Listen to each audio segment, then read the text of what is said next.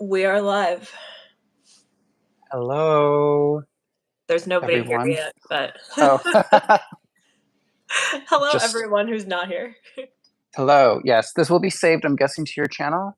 I assume yes, it will be saved in my channel, so I guess that we could just do intros regardless. So, Yeah. hello humans. It's Hello, Yelly fellows. or Yellbell Beauty here on YouTube, Instagram, TikTok, and Threads, and I am joined here by a good friend, Steven. Hello, hello, hello, everyone. I used to be on YouTube, and then I was like, you know what? This isn't for me. So now I just do Instagram. But you can find me over on Instagram at Stephen of Fortitude. Fun story. Fortitude is what is it? A portmanteau of the word fortitude and my last name Ford. And I just it's something that a friend in high school used to call me. Um, I guess I was like her strength of fortitude in her life. I don't know. That's so So sweet. I was Stephen I of Fortitude to her. I didn't realize that. I wasn't sure where the of fortitude came in actually. So It's today also I just a learned. silly way of putting my name out there. That's fair. I don't put my last name on like anything. I guess so. The Yell Bell thing, like everyone's called me Yell Bell for like ever. Like I don't even know who started it. My cousin started calling me Yelly, because it is a nickname. It's not my full name, but the Bell is could be anything because one, it rhymes, but two, my middle name's actually Bell, like Beauty and the Beast Bell. Oh, But okay. then also my last name is Arbely, so it has the BEL in there. So it could be, like a lot of different things. Honestly, I first thought it was like, oh, she's from the South. Oh, yeah, Because I to never me, considered Belle that. is always very Southern. I always think of like a Southern Belle. Nope, Um, I'm from Philadelphia. Philadelphia, born and raised. I'm from right outside of Philly is where I was born and raised, yeah, but I've been here for like over 10 years now, just in the city, so So I'm born and raised in the Chicagoland area. I live in the city proper right now, but originally from the suburbs is where I'm from. But I've been craving living in the city for as long as I can remember. So I'm finally here, and I'm like so happy to be here in my little like 340 square foot studio oh apartment. my But I'm god. like, it's so teeny tiny, but I'm like, I wouldn't want it any other way, Well, to it's be honest. yours, like, it's like, my first apartment by myself was well, I'm trying to think because in college, I always had roommates. I lived in the sorority house for 2 years, so there were, like, 17 of us. Sure. But in grad school, my fiance, who was just my boyfriend at the time, like, wanted to move in together when I was in grad school, and I was like, "No," because if like, I was trying to be like a realist, and I was like, "If we break up when I'm in grad school and I have to move, like, that's too much for me to handle." That would be way too Um, stressful. yeah, so I got a one-bedroom apartment by myself on campus, and it was, like, surprisingly big for what it was, but I think that's because Temple, where I went to grad school, is in a really bad part of Philadelphia, so, like, it was very cheap for a lot of space because you're trading off, like, in theory, I guess, your safety if you Mm. wanna go in that direction, but nothing ever happened to me, so we're good. I live in a really cute neighborhood in Chicago. It is on the north side of the city, but like the northern suburbs. I don't know if they're called suburbs, neighborhoods. Sorry, I you can take me out of the suburbs, but you can't take the suburbs out of me. Uh, but yeah, I live in one of the northeastern neighborhoods called Ravenswood, and I really love it because I just love the idea of I love the name. I love like the idea that I live in like maybe like a forest full of ravens that are just like protecting us. Like there's like this protective energy over the neighborhood. It's a really quiet neighborhood, lots of trees, lots of just like families, lots of schools. It's a very like cute place. I basically anything you could possibly need, grocery stores and whatnot. And it's just a quick train ride to any place I want to be in the city. So I didn't want to move to the city because I want to be like downtown in a skyscraper or anything like that. I wanted to live here because it's like there's like an energy about the city that I needed to be part of. Yeah, I don't wanna speak for you, but for me at least, I feel like the cities are generally more of like a queer hub than a suburb. Hmm. And it's a lot easier to find like-minded people in a city when there's so many people there. I don't know about I've actually never been to Illinois, like any part of Illinois, but in Pennsylvania at least, Philly is like the only liberal area of Pennsylvania. Like, if you look at the maps, like everyone in Pennsylvania voted for Trump except Philadelphia voted for Hillary and Joe. Like, it's like Mm. one of those things, you know? What So about what about Pittsburgh? Pittsburgh is like a toss up. They generally the area around Pittsburgh is pretty liberal. So like John Fetterman's from Braddock, which is like over by Pittsburgh. But the city itself, I'm not sure. I actually like haven't looked at a map, but generally PA comes up pretty red with the exception of like the blue spot of Philly. That might be a better question for Tom. They might Yeah. they might know more about their local politics. Uh, yeah. Chicago is, well, Illinois. I think like honestly, most states, Illinois is, sorry, most states in the Midwest, Illinois is a lot of farmland, Mm, and it is a lot of just normal people doing like just living their life kind of a thing, not trying to change the world, not trying to do anything except just like feed their family, just mhm. standard folk. And I think they probably vote like I I don't know. Sorry, politics is one of my areas of interest, so I could talk about politics for a very long time. So No, it's I'm okay. just gonna quickly say Illinois in general is a Republican state, with the exceptions of Chicago is very blue, and then you have like another city that is generally blue. But because of Chicago, like the entire state pulls blue. So like Interesting. oh, because Chicago has such a large population, I think the Chicagoland area, the metropolitan area, it's definitely like in the top 5 for um, like any way that you would classify largest, biggest, whether it's population or size or whatever, it tends to, I think it tracks in like the top 5 of metropolitans in the country. Um, so it's very blue, and it's enough to pull the entire state blue. So my family is generally Republican, and uh, during election season, my parents sometimes say, "Why bother vote?" Because my vote doesn't matter because it's always going to be a blue state. Interesting. It's funny So because my brother says the same thing in Pennsylvania. My brother is a Republican, and we argue about all the political things, of course. yeah, I never get it when it's like, we were raised in the same household, like, how did this happen, you know?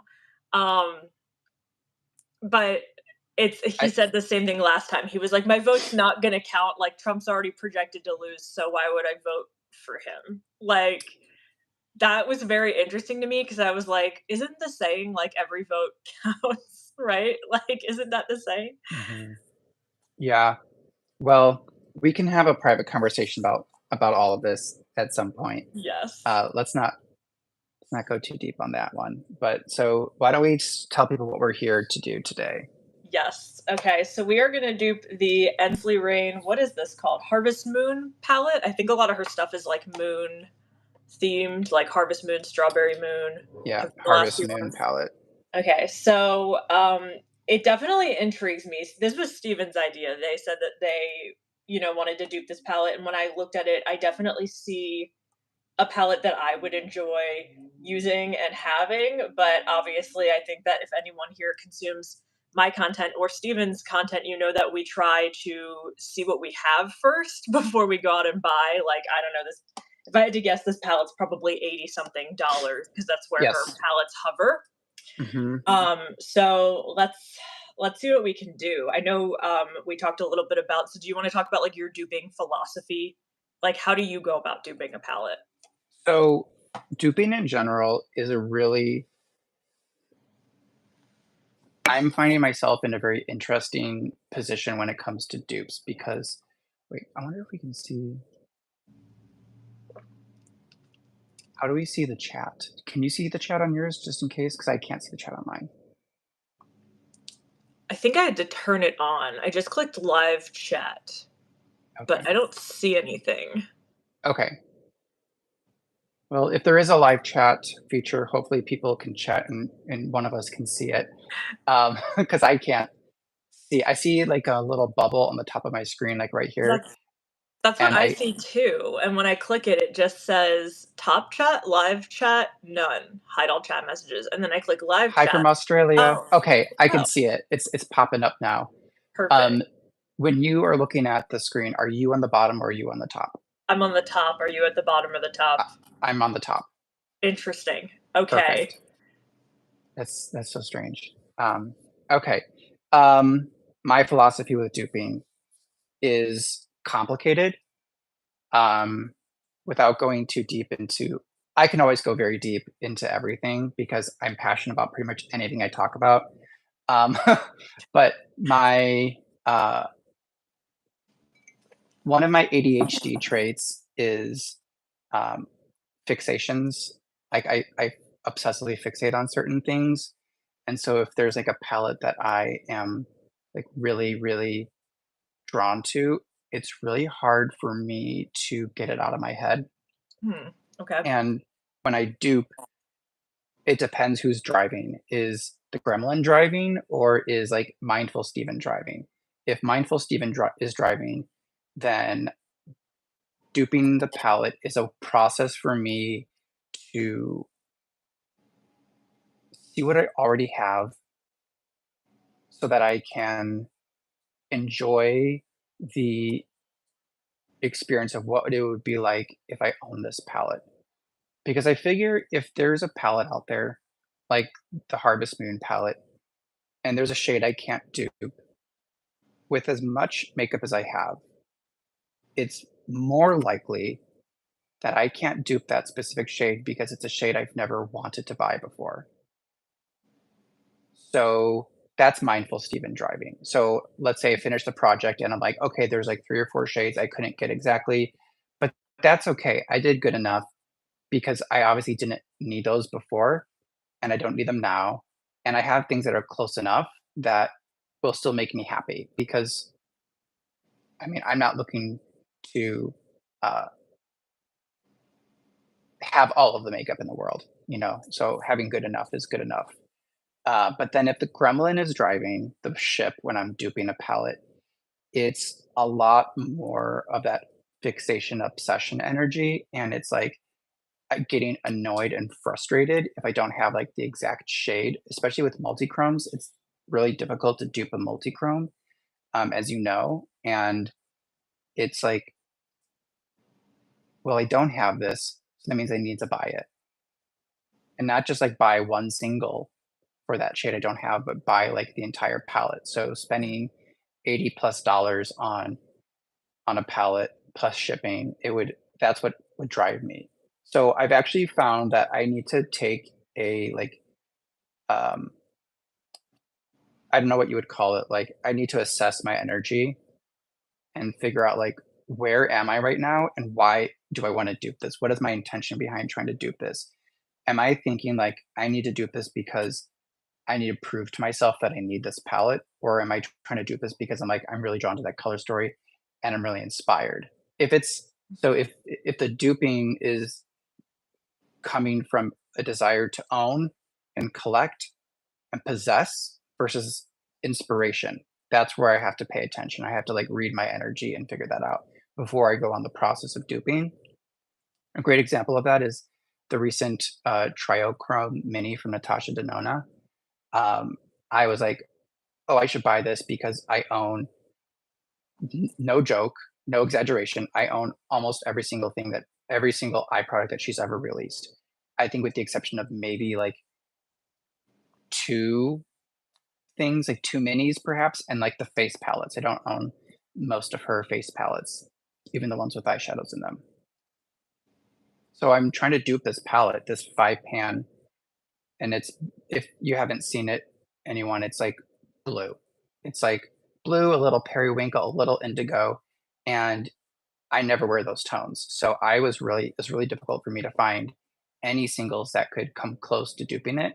And I started getting progressively frustrated and angry and like obsessive and fixated and thinking, well, I need to buy this now. And I actually went to her website, added it to cart along with the other products that I didn't own yet. So I built a cart of like 200 plus dollars just to buy this one $29 mini. And then was like, well, I know a friend who has a code. So I'm going to add her code. Riley, I think, has a code. So I added seeking shifts and I'm like, oh my God, I got to save so much money. You save like 10%, 15%, which is like shipping. Right. Um, and so I'm like, and then I caught myself and I had a reflection. I was like, slow down, calm down. You don't own these shades because you don't need these shades because you don't wear these shades because these shades make you look dead. Blue eyeshadow on me looks weird. Like it, I already have like kind of sunken in eyes. So when I wear anything that's like too cool tone, it just sinks it in further. So I just don't prefer the way I look with it. So yeah, that's kind of like I know that wasn't an answer as far as like my process of doing the action of duping because that I think means less for me to share than everything else about duping and how it's important to my recovery as an impulsive shopper. So that's another piece I have from ADHD is impulse control problems. It's really difficult at times. Like impossible sometimes to tell myself no.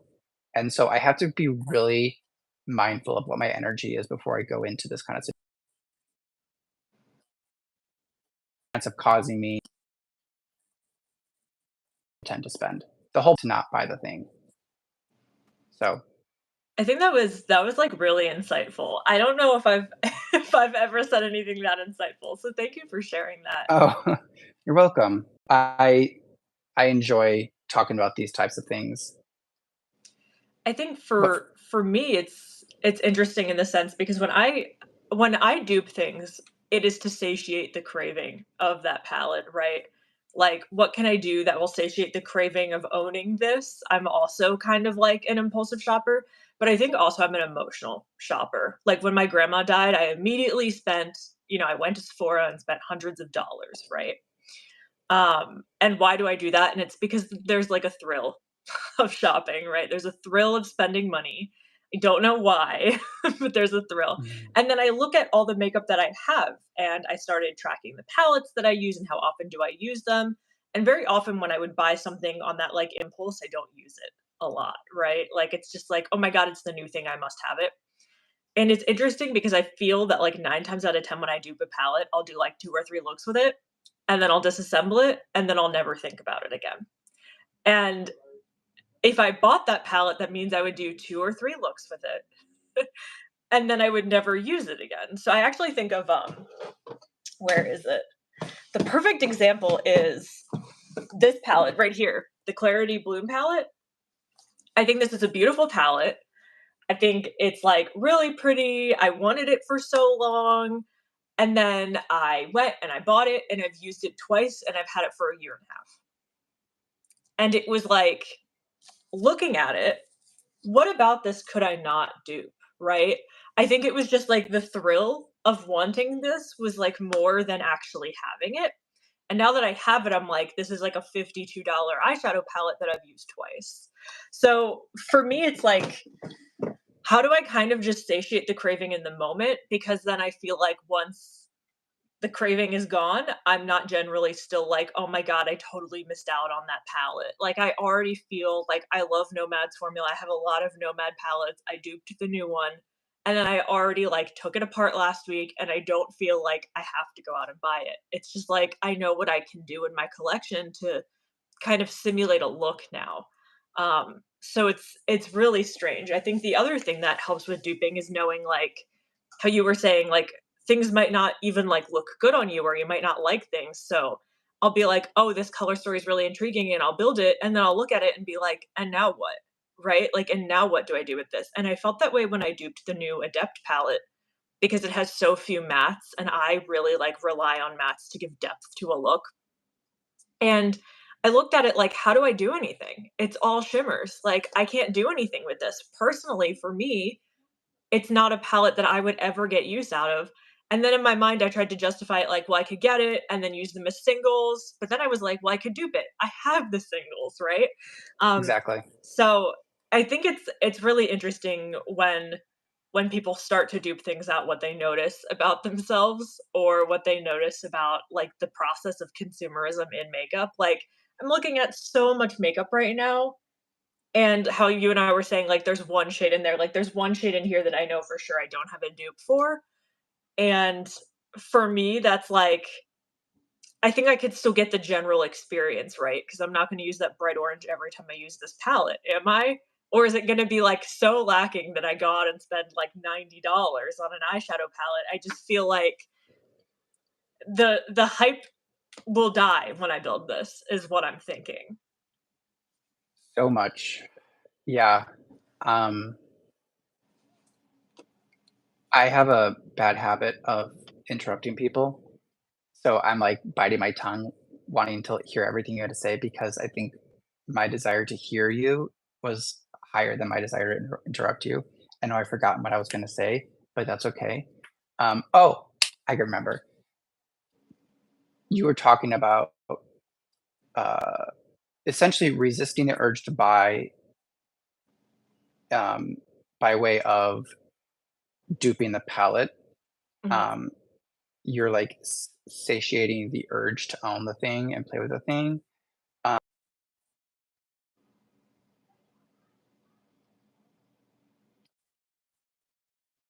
more often you do that, it becomes resist the urge to buy. I'm not sure if you're aware of how these things work in the human brain, but basically, the more you do a thing, the that becomes the preferred pathway for the brain.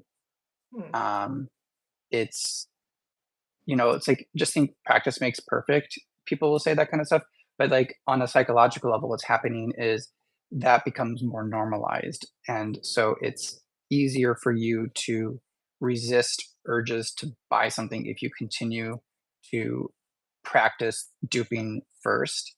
And also, it will harden um, I think your resistance to the urging, and all that stuff. And the urge, I believe, is uh, dominated by the dopamine cycle. So it's that need for that sudden, like that burst of energy. And I found that like generally you can quell that with sometimes just like a little piece of sugar candy or something like that, or just going for a walk. There's a lot of things like that could be like we could like table this and make this another video at some point in the future about like talking to ways to like non-makeup related things on how to like take care of the urge to own and shop things. Because you're right, we have a lot of makeup. I have an entire bookshelf full of makeup. I'm talking, sorry, a bookcase full of makeup. Like one, two, three, four shelves full of palettes. Natasha Denona, Pat McGrath, tons of indie, and everything in between and above.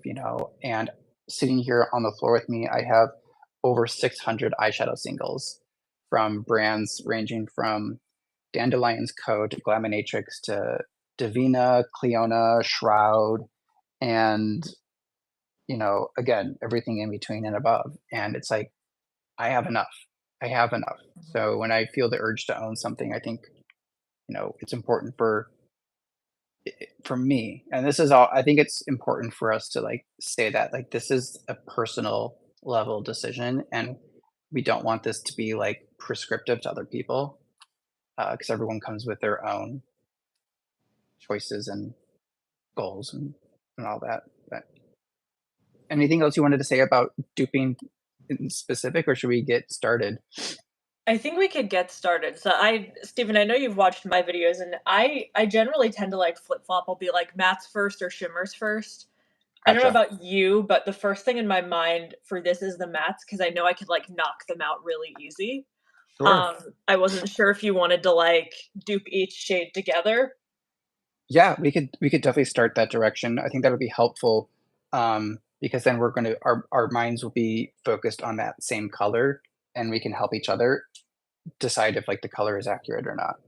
Perfect. We just got a hi from Switzerland. Hello. We have like an international audience too. We got Hello, Australia, we got Switzerland. Switzerland. It's crazy. So this is going to be my palette. This is from Pro Palette, which is a small company on Instagram. I'm pretty sure these palettes are like, um, what do you call it? Like, pretty sure they bought these from like a, a supplier and put their They're like logo on it. okay. They're like private labeled palettes Yes, essentially. because I think Davina has the same ones. They call theirs like the crystal palettes or whatever. They have the same ones with their logo on it, and the owner kindly sent me a miniature one as well when I bought it, which has been very well used in like the week or two that I've owned it. I have this adept one right here. This fits I think like 28 shades, so I thought this would be good for it. Generally I Perfect. gravitate towards, and I know you've seen like these. Yes, I These have are all of like those. yeah, these are like the common private labeled ones. I think I got these on like Amazon or something, but some Yeah, of I them have. say a name and some of them don't. Here's mine from Yep. Amazon, and then I have this from Amazon. I have I have the same ones but like the big ones. My singles are in these from Alwan. I like this one. It was pretty. Oh, that one is pretty. And then there was a point in time when Adept had their big palettes on Amazon. So Yes. I have I four of these. I also have these from Adept. I don't use these anymore, but they like fold out and have two sides. You know what I'm talking about? These are my Davina. They just look so good. I know. I love when people are good at organizing their singles. I think I talk about this like in every video where I dupe something, but I have like no real like rhyme or reason to how I shove things places. I'm like, oh yeah, like lethal goes in here and that's it. But like you can see, lethal is like in no way in a rainbow order. Like it's just kind of like all Mhm. shoved up there. So I was trying to do rainbow order, but I realized with multi-chromes, it was it's so hard. not working for me. And then when you get like a new palette, when you get a new like single or collection of singles, trying to add it into that is like brain breaking. So I instead started taking each brand separately and deciding how to approach each brand separately. So Davina is done, all the mattes are done, colors together, and then the shimmers slash multi-chromes are all collection, and then each collection is alphabetical order within itself. So I Ah, have the I have all of the black-based multi-chromes are the Aurora flares. So Aurora flares, and then it moves into uh, you just can kind of see, and then I have like some miscellaneous down here at the bottom. So interesting. Yeah, I yeah, just kind of like throw things in there. Like here's an example. These are mostly things I depotted from other palettes. And they're not even by brand because I could see like this is Black Moxie and this is Black Moxie, but this is Sugar Drizzle and these three are Ace Butte, right? But then like they're just mhm. kind of all over the place and they just wind up thrown in there like that. I tried to do like a whole organization. I think the most organized one, weirdly, is the Sydney Grace and Dandelions Co. one. They're actually broken up like Sydney Grace then Dandelions Co. So that's like the closest it is. That would that would break my brain, um, mostly because I like to do brand specific work. So I'll like have the uh, inspiration to do a Davina inspired Halloween palette because Mhm. Davina and the owner Deandra is very big into Halloween. And if they're all scattered everywhere, I wouldn't be able to. And then I get PR from Terra Moon, so I want all of their stuff to be separate. But I think that's really interesting how people organize their singles. You have people like me who are like uh, lawful good, and then you have Chaos. someone like you who's a little chaotic neutral. You know who singles like I wish that my brain worked this way, but I just could never do this. Gina Gina, does by color. Oh my I could never Well, do that. color is Gina's, I would say probably like number one special interest is color and color theory.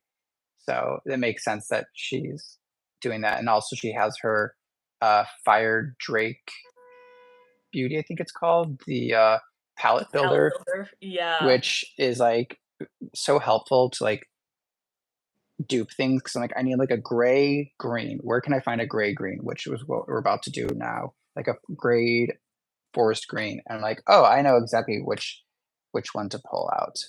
So I guess let me grab a few green options for this one. What are you Yeah. pulling out for this green? So I have one I depotted from Pacifica, but a few others do come to mind. So let's see. I have a Dandelions Co. Mattes are my weak point. I have Really? very few matte singles. I do want to get more from Davina to help with that, but honestly, like you mentioned, using Natasha Denona, and Mhm. that's not a half bad idea because I have a few from her that would fit this green from the. I'm thinking specifically from the Triochrome palette. There's a green in there that would work pretty well for this. Yeah, I also always pull, like, my Shroud palettes or, like, as much as I don't buy from them anymore, I have so many ColourPop palettes that I've Mhm. kept, and they literally are only used for this, you know what I mean? So These are what I pulled. I think they might be a little too gray and not enough blue in there because I definitely see in Riley's swatch of it, it mhm. is a little like it's like army green almost. I think mm, yeah, I think I'm good with what I pulled. So I pulled these 3 actually, and I Okay. feel that mine are very blue-based in comparison, but I get what you're saying that it almost looks like it reminds me of that shade in the Yucca palette, but it's a cream shadow, so when you swatch it, it doesn't look quite like that. Mhm. Um, but let me I actually generally I'll swatch them on my fingers and I'll hold them up to my iPad and, like, see what looks closest, you know what I mean? Same, same. It kinda looks like the Sydney Grace one might be the closest for me, and this is Island Paradise. That might be Okay, the so closest one I've got. fun story about Sydney Grace. I have a ton of their singles, but I never use them because what happened was I bought a lot of their palettes and depotted them and didn't pay attention to the fact that the backs didn't have the names of the shades on there. So now I Uh, have a ton of Sydney Grace singles that don't have names on them, so I always feel weird using them. These are what I have. They're not th close. They're too gray. yours are more like a grungy vibe, though, I do like that. One is Fossick from Davina, which is like my most used shade from her, and the other is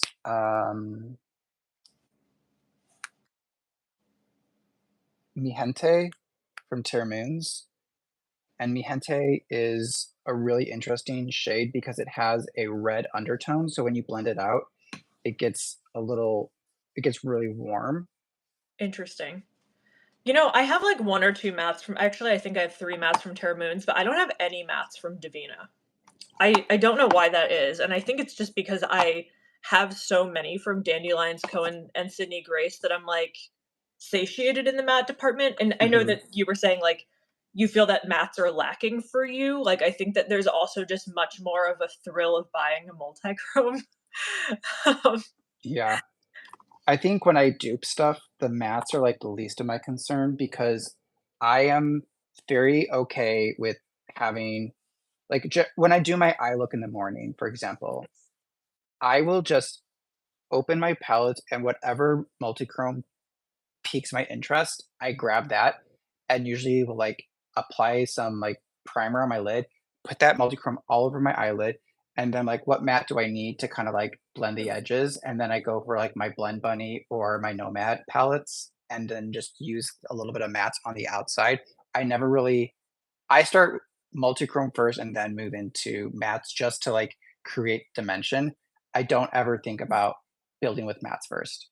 That's so interesting. I rely so heavily on mattes. Even like a perfect example is today I'm wearing phytosurgeons on my eyes, and the very first thing that I did was I reached for one of the like more opaque ones that they have because I was like, oh, I need the opacity down first, and like then the glittery one can go. You know what I mean? Like I needed Hmm. that first.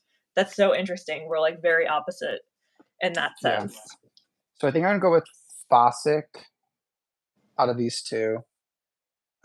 No, I'm gonna go with Mihente, I think, because when I look at the palette, this is the only green matte, and there are so this is an interesting tip. If I don't have something that's exactly like what I'm trying to find, I look at the other colors in the palette and think, what out of what I have that could fill in, what would work best with the other colors I'm about to add to this or that I've already chosen.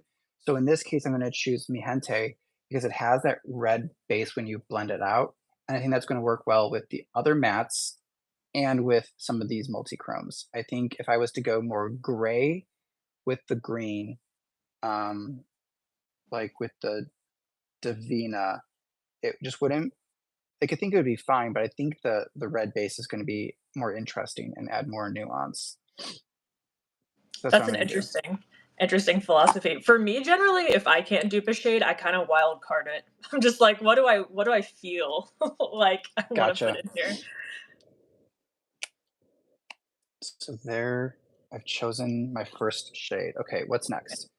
Phantom is like a deep grapey purple, but it seems to have kind of like a little bit of a gray base to it. Okay. I don't know if I have anything quite like that, to be honest. I don't know. Um, I think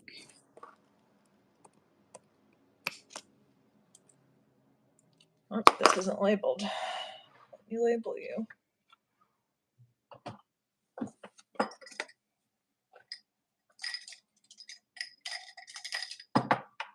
okay. I think I have it from Divina. I think it's the shade Desme. Let's see. No, the shade Adorn. So this is a matte, and it's broken a little bit, but this is what I'm going to pull out. I Okay. think. Let me see Oh, what I. but you know what? Adorn might be too close to the other one that's coming up. The next one down. I What's know that what you're. called? Are you talking about spooky season or chili? I'm looking at. Chili. Okay. Um, this might work. It's interesting because it seems to me, to my eye and in Riley's swatches, it looks like a gray based is the it's not grape, it's like more plum. And I don't know if I have anything like that, but I have a lot of like red based colors like that. You know what I mean? Yeah, I have chestnut from Terra Moons that might be a better match. Let's see what we got. I'm like opening every palette and staring. Let's see. This should all be. Oh wait, actually, this one from Lethal might be close.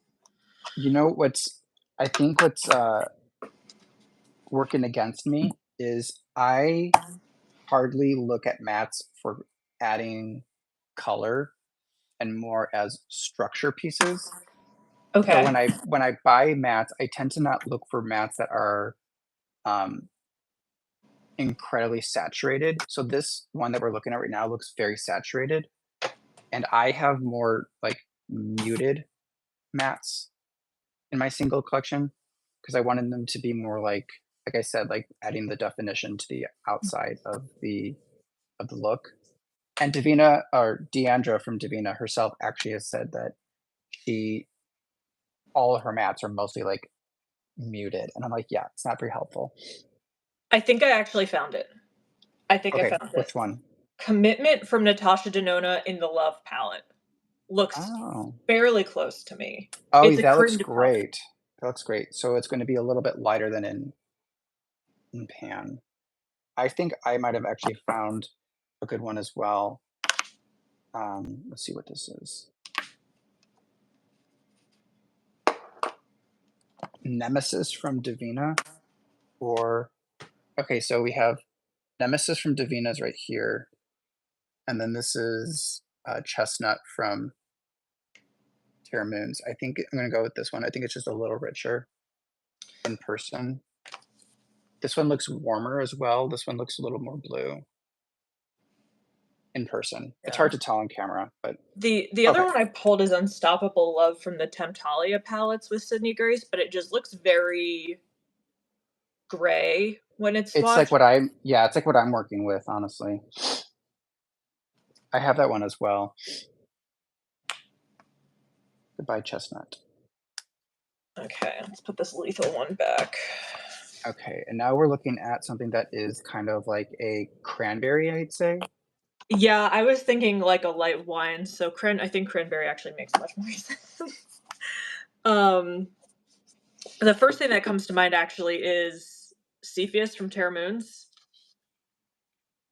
This one, but it might be too bright. In pan, it looks perfect. It does, right? Let's see, what else do we have here? This is all quicksand. That's multi-chromes. Aha. Okay, Dandelion's Co. We might have one or two in here. So let's see. What shade are you? Adrenaline. Adrenaline might be a little too like brown. Yeah, I agree. Hmm.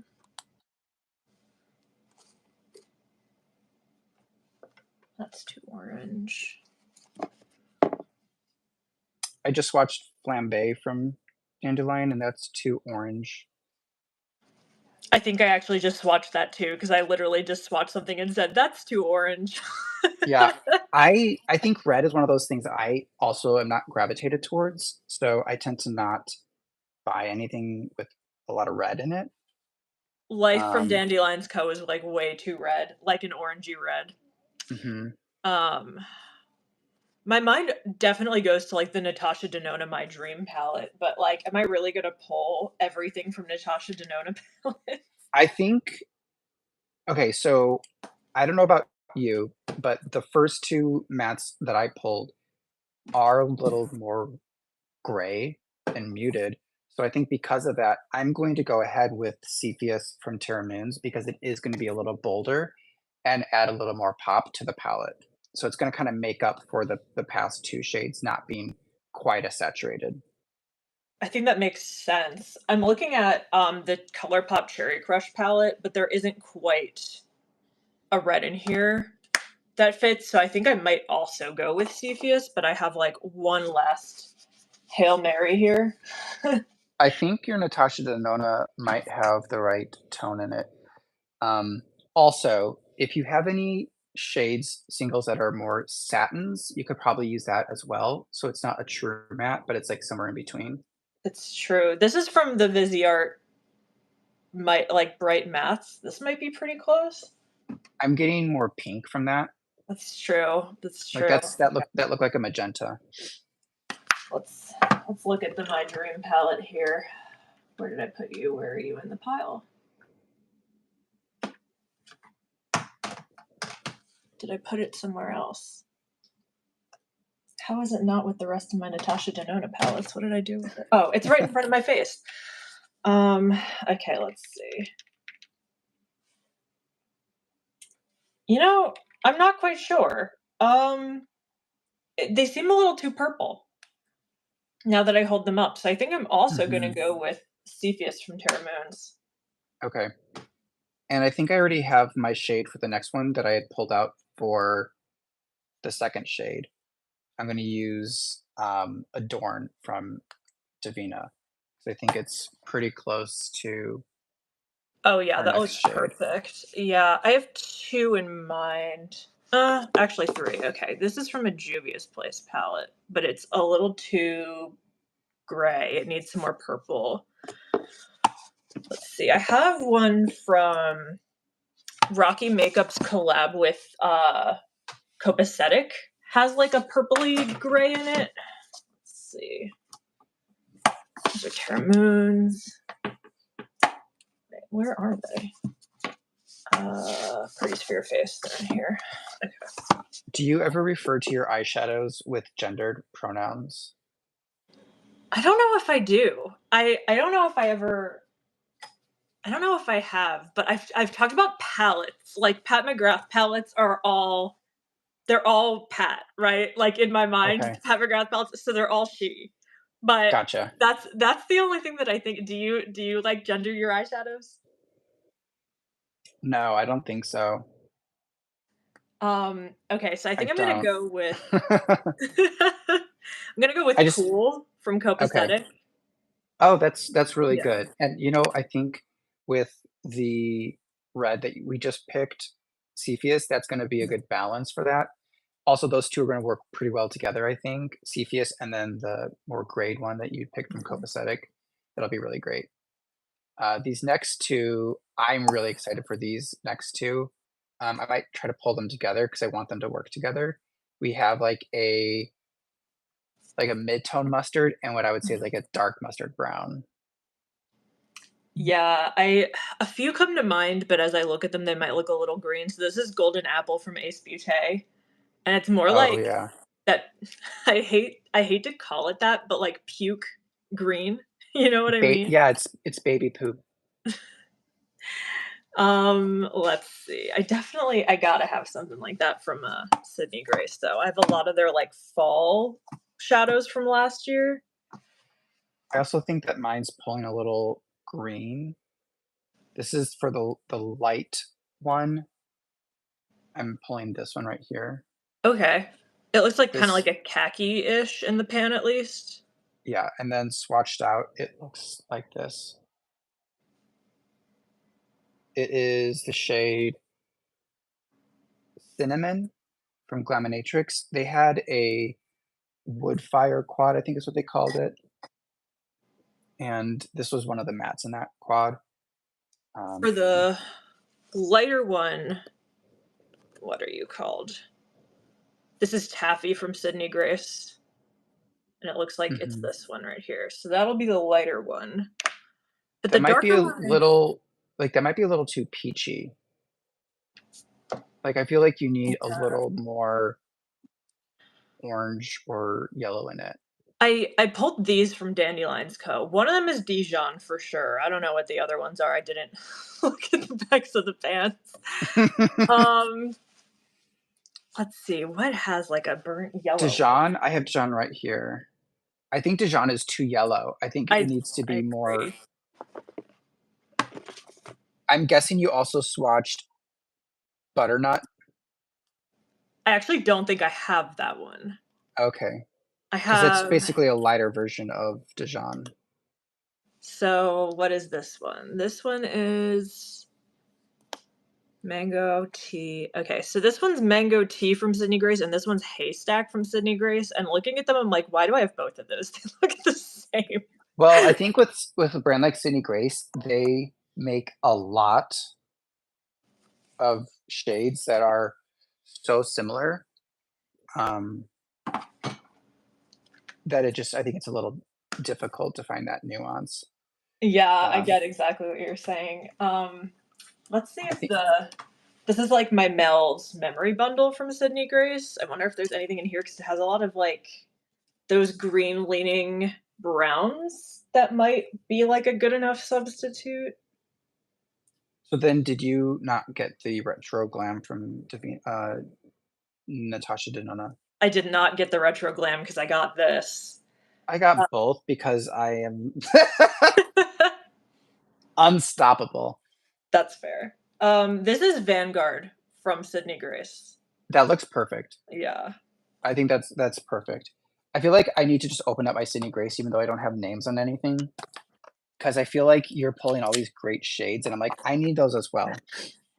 You probably have them, but we just might not know what they are, and I think that's fine, right? Because this is more like this is for you. I think that's, like, important Yeah. to remember. This is, like, to satiate your Like, look your at this one. that one looks very close. That might be Vanguard. Let's see, this one is Relax. You know what, though? I don't know about you, I find that sometimes Sydney Grace swatches lighter than it looks in pan. Yeah, their shadows are pressed very hard, so interestingly, I dropped one and shattered it. This is, Sweet Tooth, and I repressed it myself, and now it is, like, much deeper of a shadow, although it looks ridiculous in the pan because I did not do a very good job. Um, It's okay. You're not a professional. I'm definitely not Gina, the gold standard of repressing eyeshadows. Okay, this one looks I was checking the Natasha Denona My Dream, and the shades in here, I thought Familia might work, but it's too, like, red.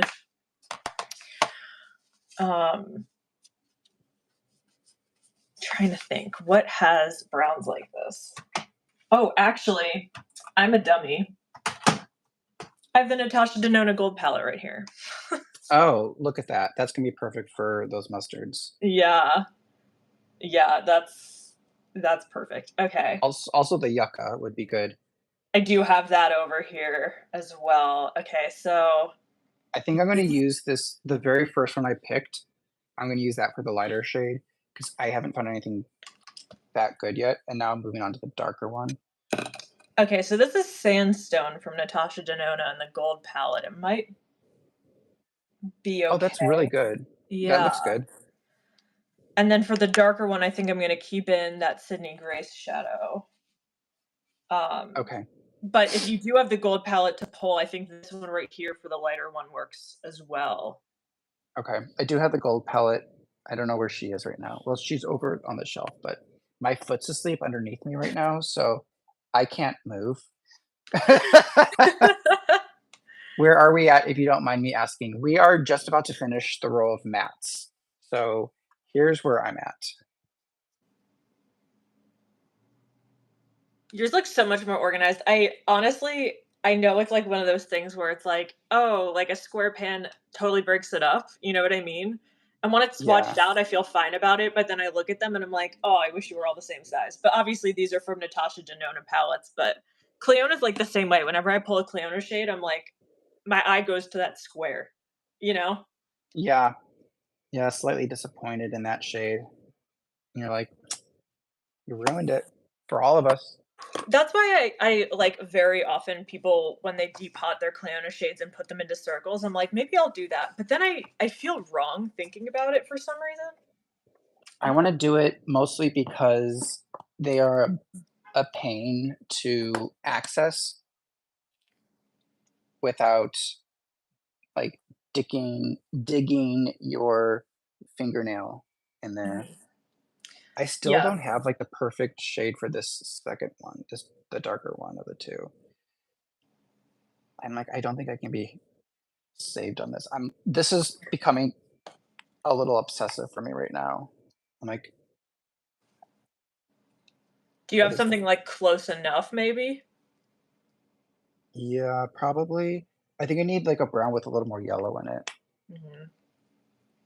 Um, I think I might have to pull out Natasha Denona. That's like the Hail Mary pass right there, you know? Like if nothing left, I must call upon Natasha Denona. I mean, I like this shade here, but I just don't think it's deep enough. I think that could go well with some of the other shades that are in here because we're about to pull an orange, and then you look at a lot of the multi-chromes, but if you don't feel good about that shade, that's, I'm gonna put it in, and then tomorrow when I'm looking at this, I might change it. fair.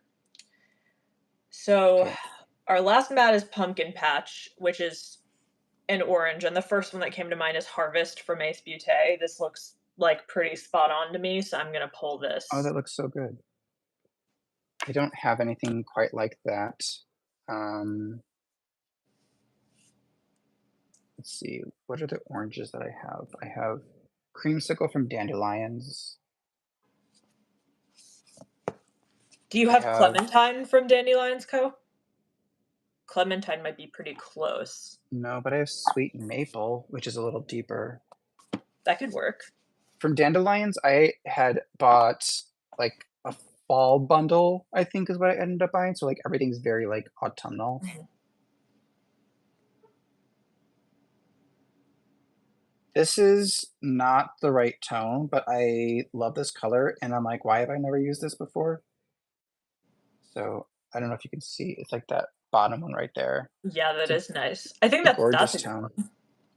What Okay, is I'll that just which one is that's that? good enough for me. That is sweet maple. I'm gonna just put that there, and that's gonna be good enough for me because I'm ready to tackle some of these shimmers. But I'm gonna have to like get rid of some of this. Uh, On your yeah, my fingers are like I have micellar water somewhere over here. I Same. would I pulled it out. When I do arm swatches, which I do a lot of arm swatches, I actually use dish soap. interesting. I've never considered that. I'll sometimes use like my cleansing balm on my arm if it gets like really stained, but I usually just keep a like one of these makeup removing towels. This one Hmm. needs to be changed. I change them out once a week. You can see I broke an eyeshadow this Oh, week nice. and I had to repress it so that that was all over my hands and that's why. But I um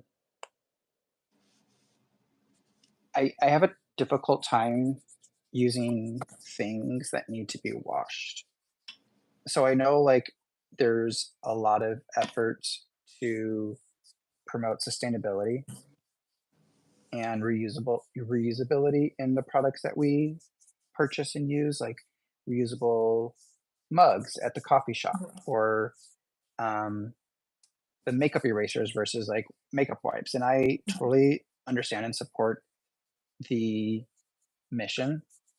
Um, but for me, it's really difficult.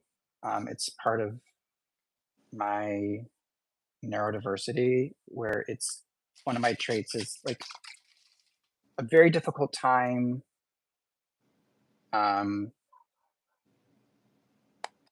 cleaning. It's like it's hard for me to visualize taking a dirty thing to a clean thing unless I can just like pop it in a what do you call it? Like a machine and it does it all for me, all inclusive. Washing machines, fine. Dishwashers, great. But like a makeup brush, like I have a hard time cleaning my makeup brushes because it's like I get very like overwhelmed by the idea of having to clean them. They just like it freaks me out. So I much prefer things I can just throw away. It's just a lot easier for me. I don't have to deal with the like executive function stress. There are things that I definitely like cleaning my makeup brushes, I just hate doing because it's such a task, which is probably why I have, like, too many brushes. I think I talked about this the other day when I was filming, but I try to declutter my brushes, but I'm like, "Oh, but, like, I need 8 foundation brushes because then when I have the 7 others dirty," you know what I mean? Like, I must go as long as possible without having to wash a makeup brush. But these we throw in, like, with our towels in the wash, and my fiancé Yeah. is like I'm not, like, a really big, like, horoscope astrological person, but he is seriously a true Virgo, like, he does laundry every day. Like, he doesn't want, like, laundry in our laundry basket. He every day puts in some sort of laundry, and it's crazy, like, since we've lived together, I've used the washing machine myself once So what because you're saying is I need to find myself a Virgo. yeah, you need to find find yourself a man's like my man's who's obsessed with cleaning laundry. Well, my boyfriend is not a Virgo, but I don't know what he is. Scorpio, I believe. Yes, because his boyfriend, no, his birthday is coming up. His other Uh, boyfriend. Well, he could have yeah. another boyfriend, but Hey, maybe I just need like a Virgo sugar daddy who that's will do honestly my do my washing for me. I always say it's funny because whenever I'm sure you get them too, like those messages on Instagram from like fake old men. They're not real old men, but they're like bots, and they're like, "I am rich. I would like to take care of you. I'll be your sugar daddy." and whenever I get those, I'm always like to my fiance, like, but what if one of them is real? Like, he could be our sugar daddy. Like, we Yes. combined, we have like $300,000 in student debt. We need a sugar daddy, the two of us. Yes. We both went Yes. to Drexel. Let's go. Is Drexel in Jersey? Drexel's in Philly. Okay. Mhm. Okay. But very, very expensive. So one thing I don't talk about a lot on my Instagram is actually my master's degree is in higher education. So I always say my master's degree is in college. That is like literally what it is. Um, and we did like breakdowns of all of the colleges in Philly, and Drexel is more expensive than UPenn because they give out less scholarships. and UPenn is an Oh, Ivy League school, which I'm like, why did I go here? I don't know, because I was like 18 and signed a piece of paper. It always just reminds me of there were these tweets going around when they were talking about canceling some student debt and talking about like how when you're like 17 or 18 and you have like nothing in your life together and you like sign away your life to, student loans. And my favorite one is somebody said, when I was 17, I cried and punched a pole and broke my hand because my parents wouldn't let me get a Limp Biscuit tattoo. And then 2 weeks later, I signed up for student loans. Like, just thinking about like the dichotomy there of like, you are literally so emotionally immature. And my mom was always like, you could have gone to like a state school, blah, blah, blah. And it's like, yeah, but when you're 17 and you're like, I want to go somewhere cool, and that's like future Yelly's problem. Thanks, past yeah, tense. yeah. I didn't. Um, just ditto. I'll say ditto on that because it was. I could open a rant about how the whole student loan business is a scam. It is. It is, and it's to just trap people, but anyway, sorry for anyone listening who doesn't have student loans, who doesn't care to hear the rant on that, but No, that's why I always say, Kim and I need a sugar daddy because we both we met in college and we both went there. That's so Uh, true. Lou just brought up, that we can't drink till we're 21, but, like, we could sign away our lives to debt. yeah, yeah. Not just debt, but like thinking about all the people who maybe at 18 decide to go into the military for the rest of their life, Mhm. and like that is equally, if not more, life changing than taking on student loan debt. Yeah. America. Gotta love it. Um, I know. No. back to I the palette, everyone. We'll I stop talking about dystopia. I Um, refuse to love it. that's Now to the hard parts. um, do you wanna start for the shimmers? Do you wanna go, like, left to right, right to left? Yeah, let's start the top left and work our way like a book. Okay, so the first one is called Foliage, and it looks like a gold with maybe a little bit of a pink shift, at least in Riley's swatches. That's what it seems like. I'm getting bright yellow that Mhm. shifts to peach. I'm getting more of like a peachy orange vibe from that shift. So That like makes just like take a sense. look at like the brightest yellows you have. And it also looks mm, one of the problems with swatches like this is we don't know how many passes she made. So I don't know if this is True. going to be opaque or if it's going to be more of like a A topper topper. that's been used with like a glitter glue. Looking at the pan, it could be a thinner formula because I'm not seeing a lot of texture from that. It looks like it could be like a smoother, thinner formula with that kind of shift. Especially if you look at that in comparison to the next two. The next Those, two definitely look like they could be chunky. Yeah. yeah. So, but all three of those in the swatches look pretty similar.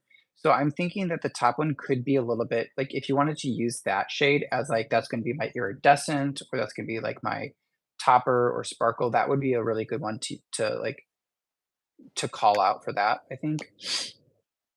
So the Um, first two that I pulled, so this is Chicky from Menagerie, and then this is Sunshine from Quicksand. I don't know if Quicksand sells Sunshine. I was sent that in PR like a long time ago. It might have been like a prototype shade, but they're both just like yellow. Sunshine has a little bit of like that peach shift in it, but it's definitely not going to translate on camera. But Chicky is just straight yellow.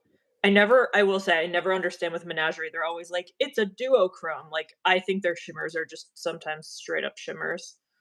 Um, what I pulled is Pollux from Terra Moon. that does look pretty good. I Batty Bean don't swatches look less opaque than others. Okay. The only Usually, Terra Moon's yellow I have is Daybreak, which is like very pastel. Mm-hmm. Yellow is definitely an area in my collection where I'm lacking. So I think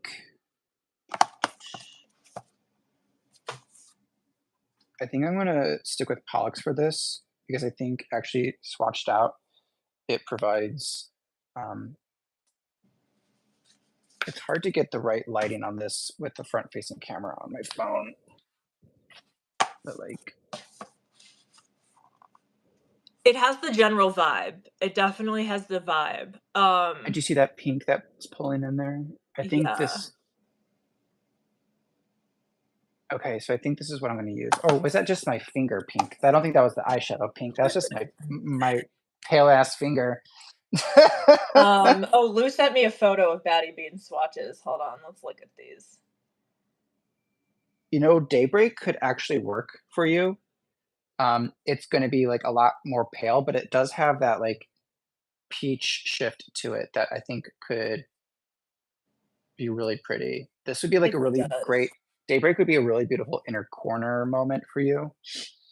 My mind is also going to I have one from Cleona that's like a yellow with here it is. What is this one called? I have a few yellows from Davina, but this is Throne? That's from the vibrant multichromes, which I Yeah. feel like the vibrant multichromes aren't multichromes. It just for me it just looks very yellow, Yellow. honestly. It's like a one note yellow. But the shade of it is definitely there. I might go with this.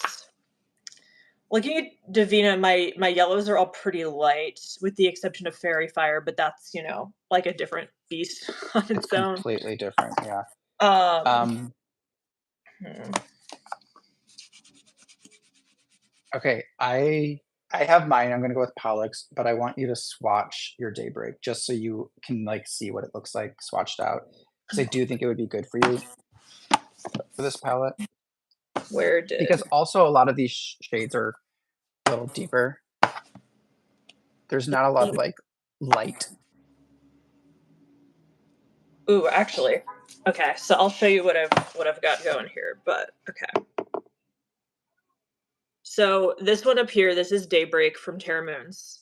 Hmm. This is the one from Cleona, what was that, Emboss or something.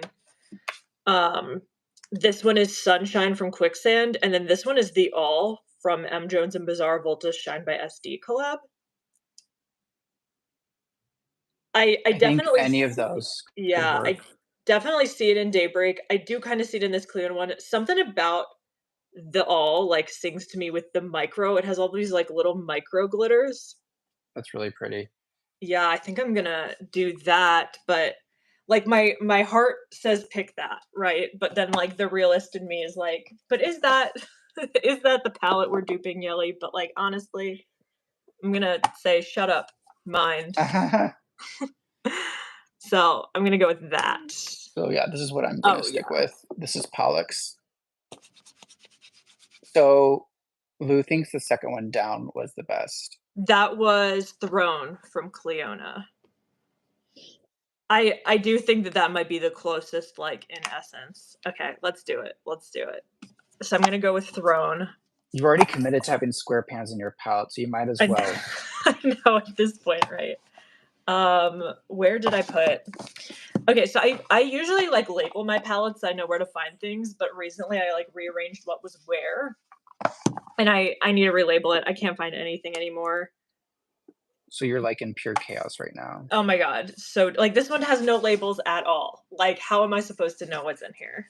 And it's Touch of Glam and Terra Moons because, like, I don't know why it doesn't have a label. This one says Cleona, there's no Cleona in here. Good. Okay. Our next This next shade, one, sorry, go Harvest ahead. Moon. This one is like so gorgeous, and it's like a very Steven shade where it's like it's gold, but there's like some bronze in it. It's I like was I gonna love this say tone. it's like a bronzy, orangey. I what's a perfect match for this, and it's not gonna help, but actually I have it right here. In the Bard palette from Fantasy Cosmetica, Mhm. It looks like kinda like Mythic. Okay. I don't Um, have that one.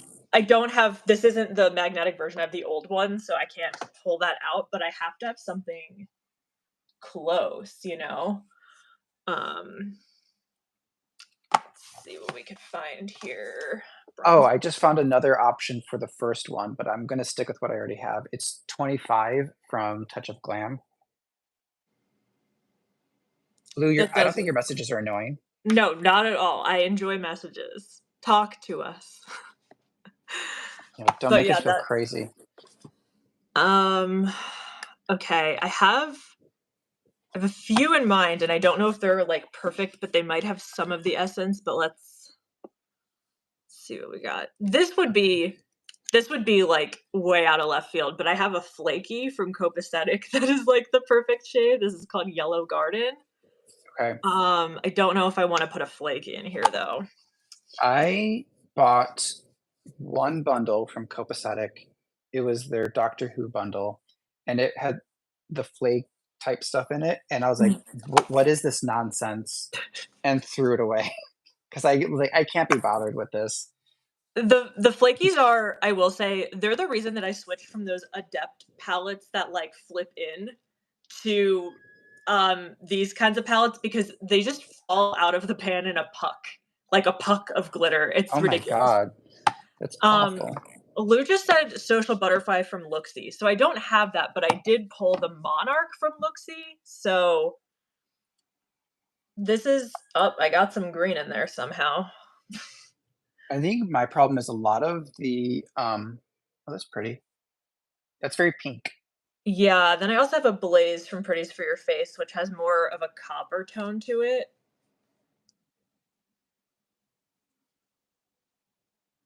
Oh, wow, this one's way more orange than I thought.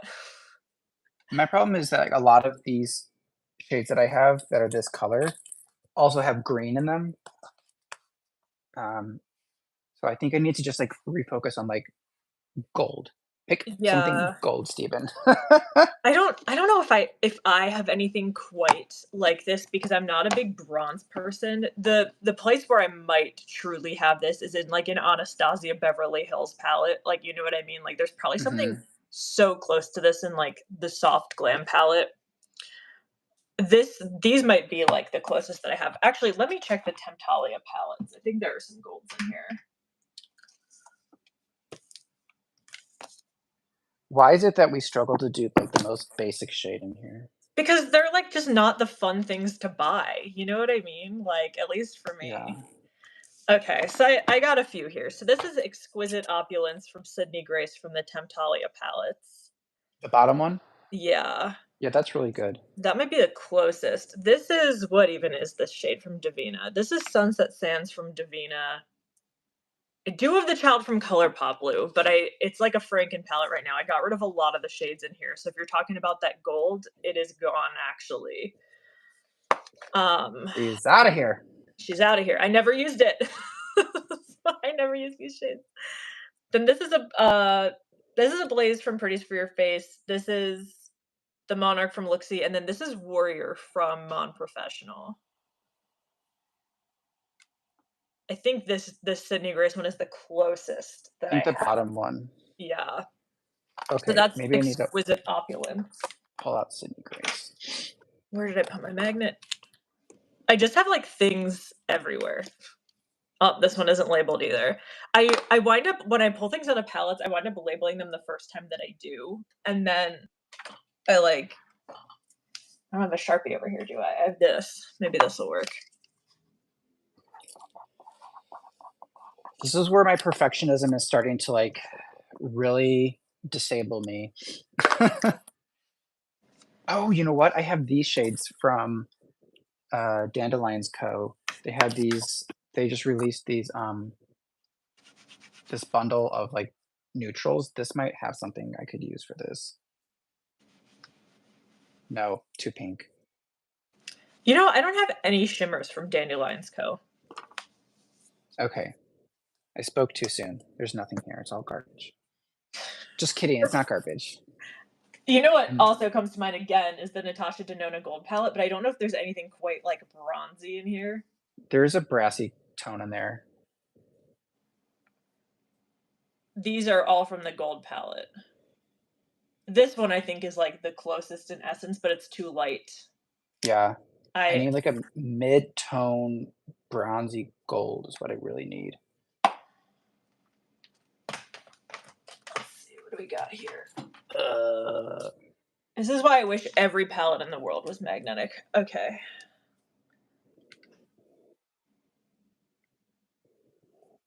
what about these? This is way too green. No. Goodness gracious, what is wrong with me? I ask myself that every day, and then I'm always like, so many things. So many things are wrong with me.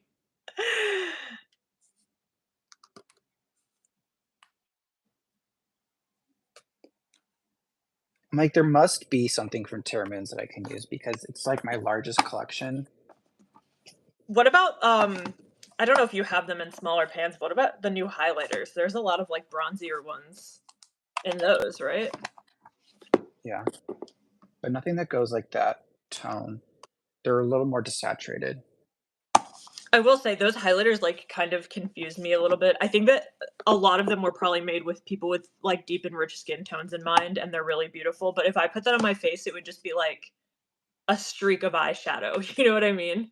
They are releasing them in smaller pans later this month for people who want to buy them in smaller pans, which I think That is might be, great. like they would be, like, I think more eyeshadows for me than highlighters.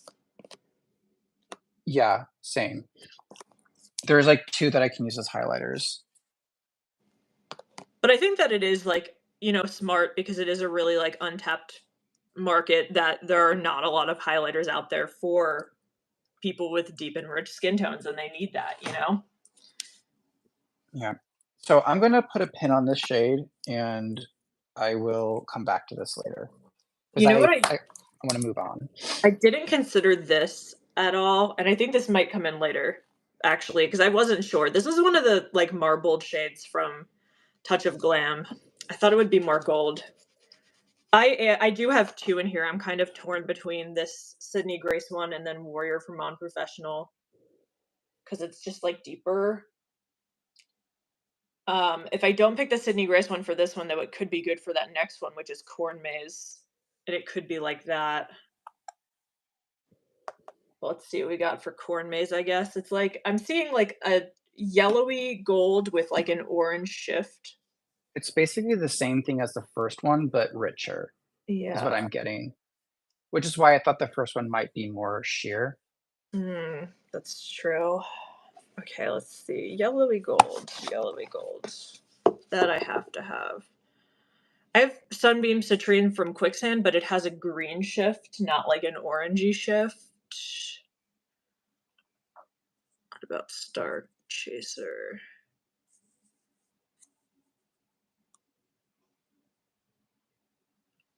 So this one is more like a topper, but then I would maybe switch them, but this is Star Chaser from Quicksand. It's It's more like a like little chunky boy. yeah, it's more like glitter than anything. Oh, look, I just gendered eyeshadow. This is too green, I think. Yeah. I could maybe go, like, straight orange with this. This is Mother Pucker from Professional. What else is orange? Lou, you're right. The one from the gold palette might work, but I was thinking for something a little bit more, like, orangey in my mind. I don't know why. I think I might pull out this work. No.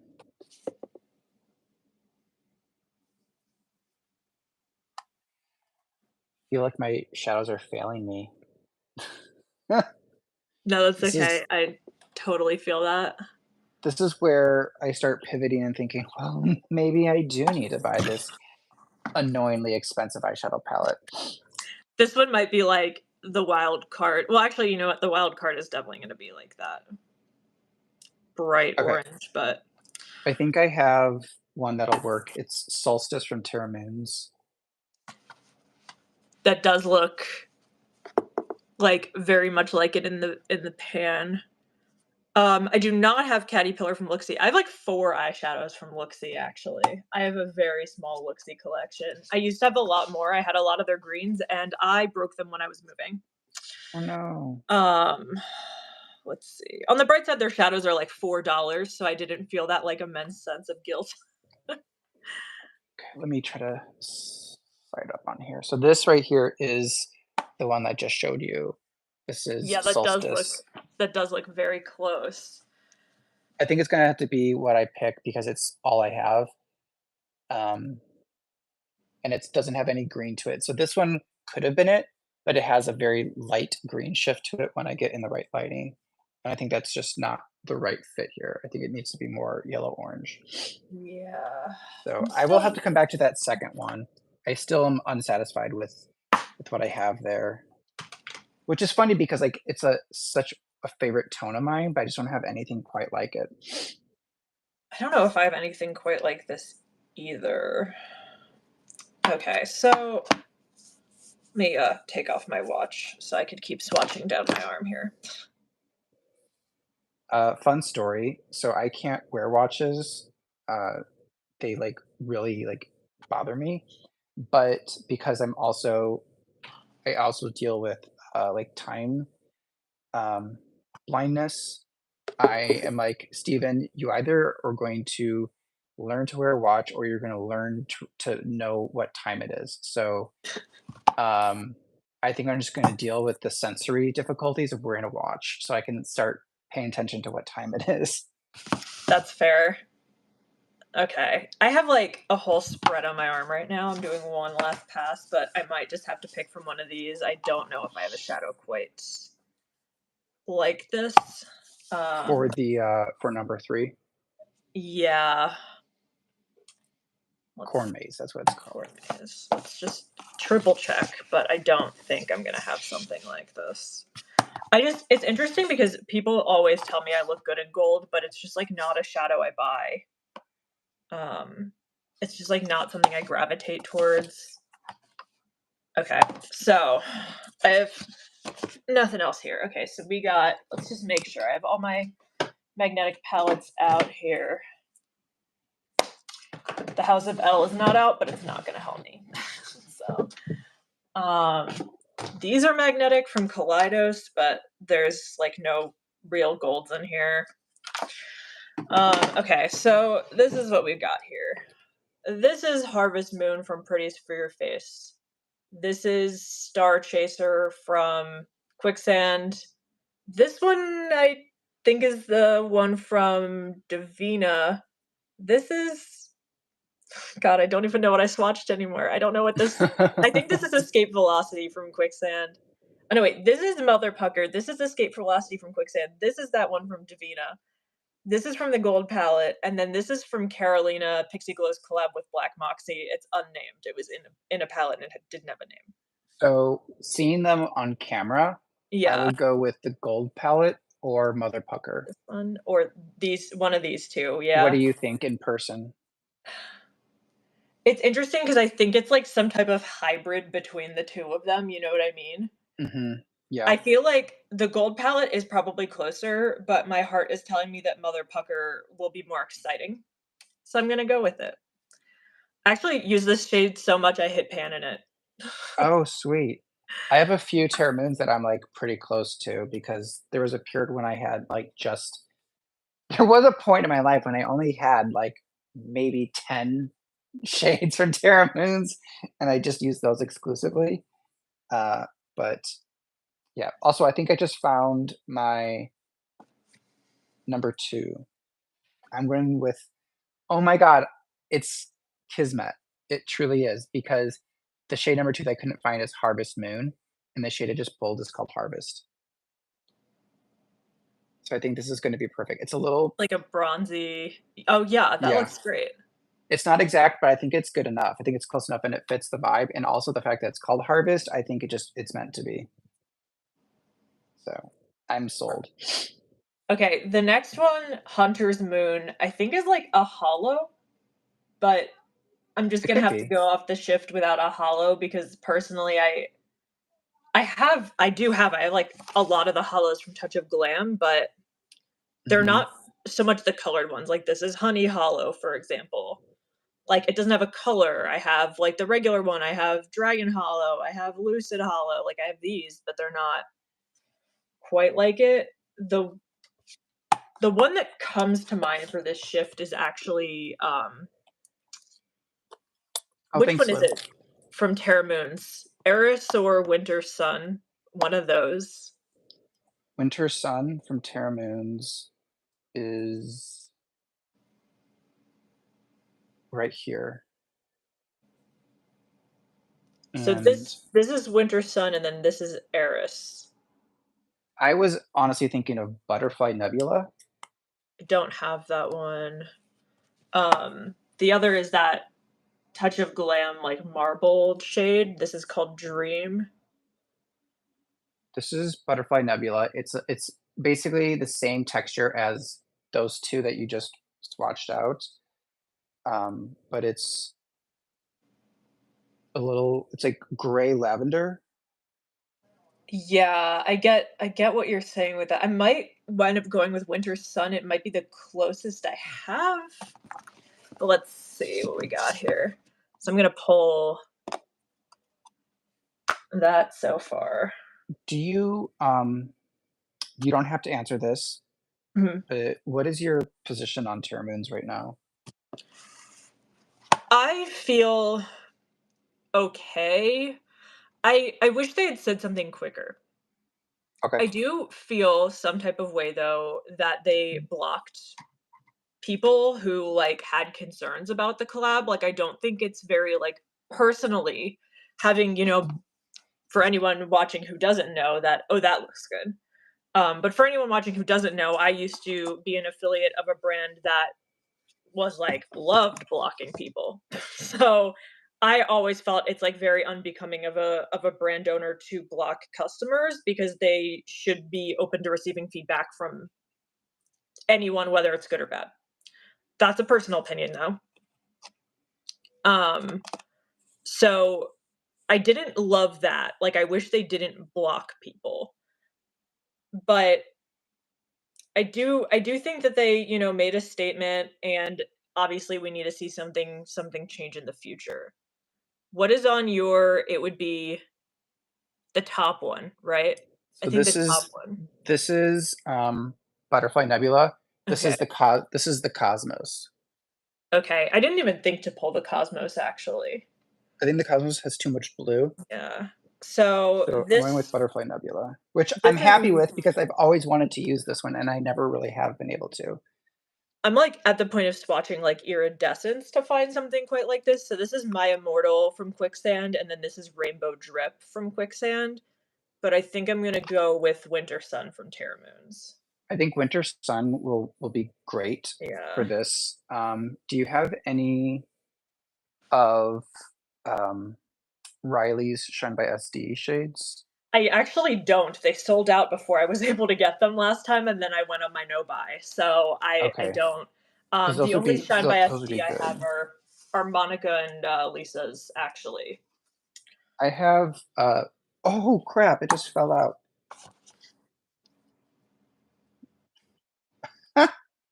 Did the whole thing come out of the pan in like one piece? No, I forgot that I had started depotting these, and Oh, okay. I started depotting them and just lightly pressed it back in its hole, so it's not even held in by glue anymore. But I have the Dawn and Dusk, the Duality 2.0 is what I have from them. So, oh my gosh, there's a gold here that I probably could have used, but this one does not come out of its pan yet. Okay. Anyways, um, thank you for sharing what you think about Terra Moons and the whole situation. I think it is really strange that they blocked people. That is the thing that's like of this whole situation, that's the one sticking point for me because I feel is just that's really weird that they did that. Yeah, I just think that if you're a brand, like, you need to be open to people saying things about you, whether that be good or bad or constructive, and I just think that blocking people who disagree with your motives is, like, not the way to go, in my opinion. I'm not a business owner, though, and I understand that, like, maybe she felt really like didn't wanna see the negativity, but it was, like, a very difficult situation, I think, for a lot of people in the community, and I don't think that it's entirely fair. Yeah. No, I think that's very well said. Um, I was struggling about that because, since I'm on the PR list, I was trying to figure out, like, if they move forward with a collaboration, what do I do? Mhm.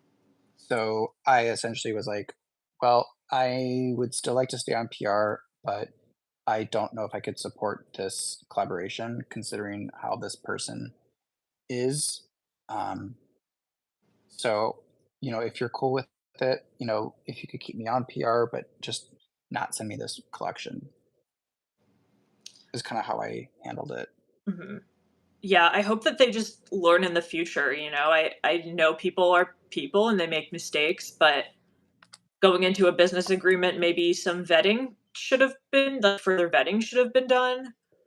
Mhm, Um, I don't know Crystal Clear Makeup. Like, I don't know her. I wasn't a follower. I'd literally never heard of her until all of this. So the only things that I've like really done is like when I was doing the reading about it, like I think a lot of people really stuck, and it kind of reminded me like Kat Von D esque that a lot of people really stuck on the vaccines, which I think vaccines are important and you shouldn't be like using your following to tell people not to get vaccines. But I think the bigger thing is that she said some things that were really racist, quite mm, frankly. And that's the bigger sticking point for me is that, like, it was the same thing with Kat Von D that people were like, "I need to stop buying from her because she's anti-vax," and it's like, "But you still bought from her when she dressed up as Hitler on Halloween."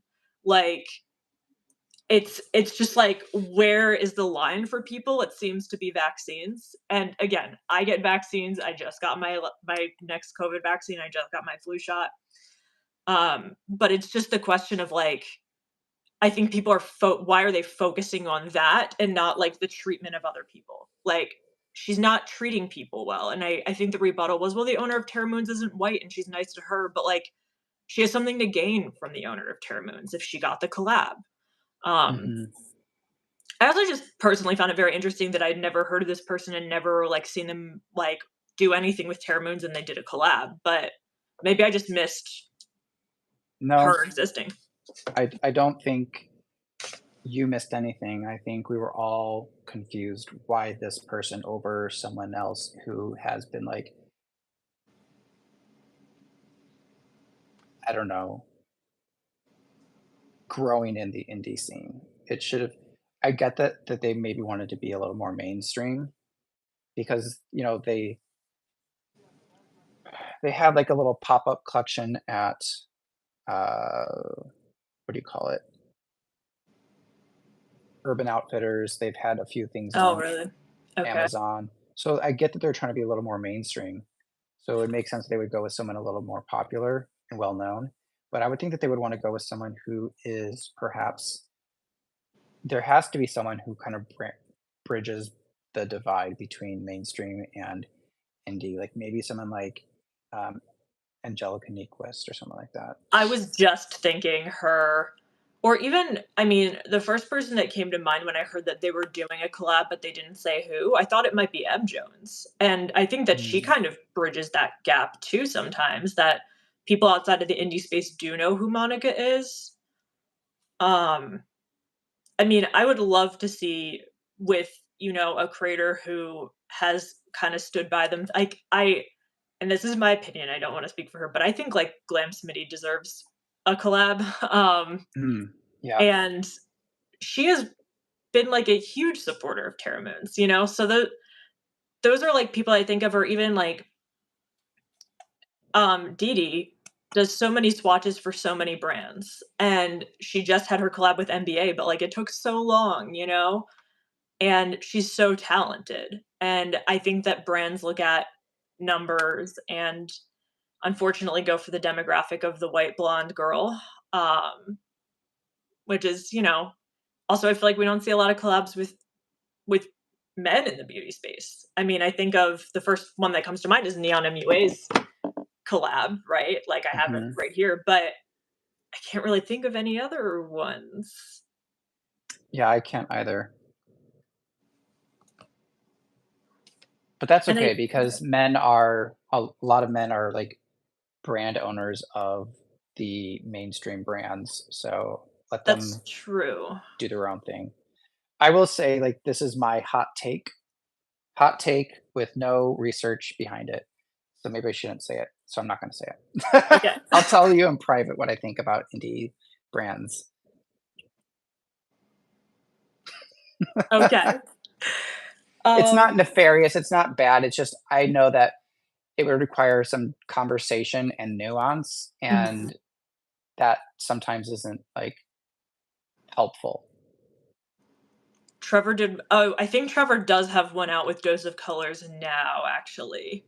Has a Yeah. collab with Dose of Colors now. Um, I've already moved on to the next shade, by the way. Sorry, I'm, like, Okay. over here, No, like, no swatching problem. stuff, Okay. and I Equinox? found I think so. I don't know. I don't Okay. have the names here. Yes, Equinox. So I'm going to go with Mocha Twilight from Terra Moons. So this is the Mhm. shade right here.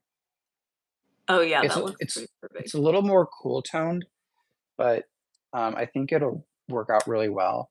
I have some options here swatched out on my hand. Um,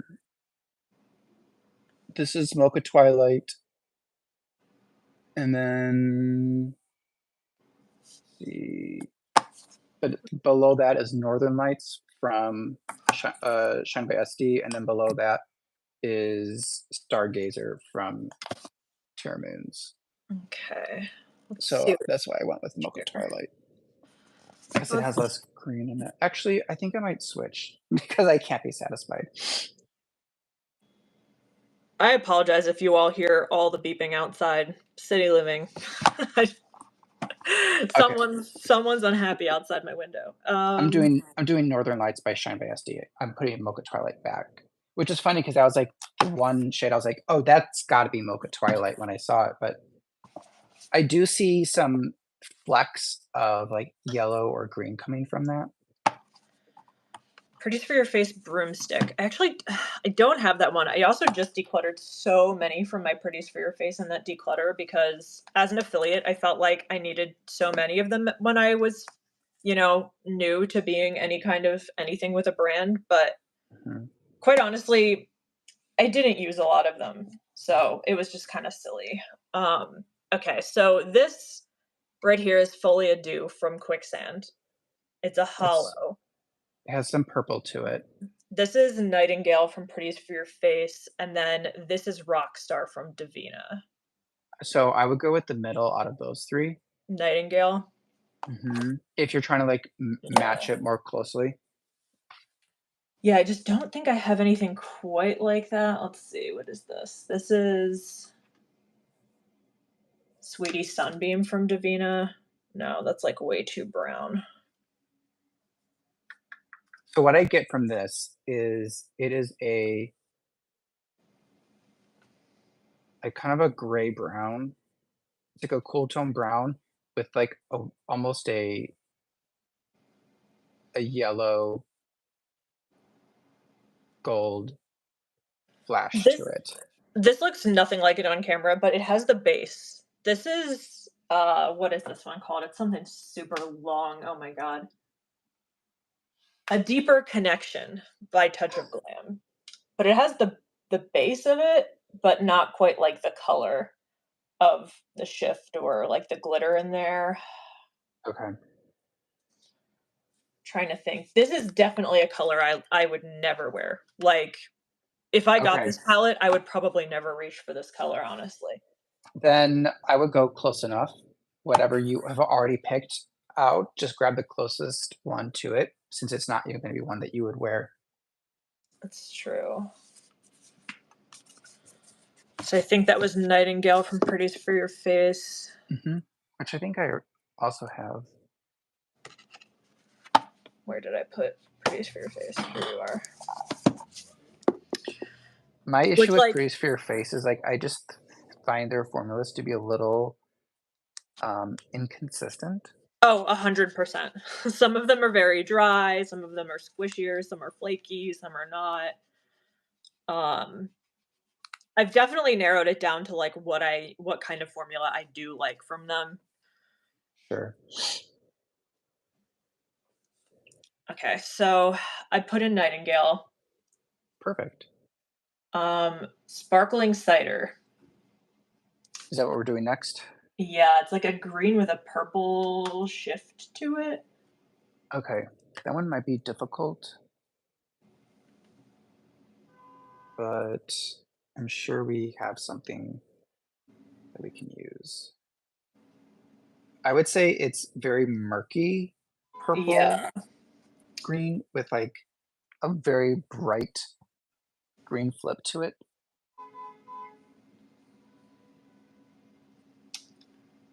I personally like the sound of city life, so, like, all those noises, I'm like, "That just makes me happy."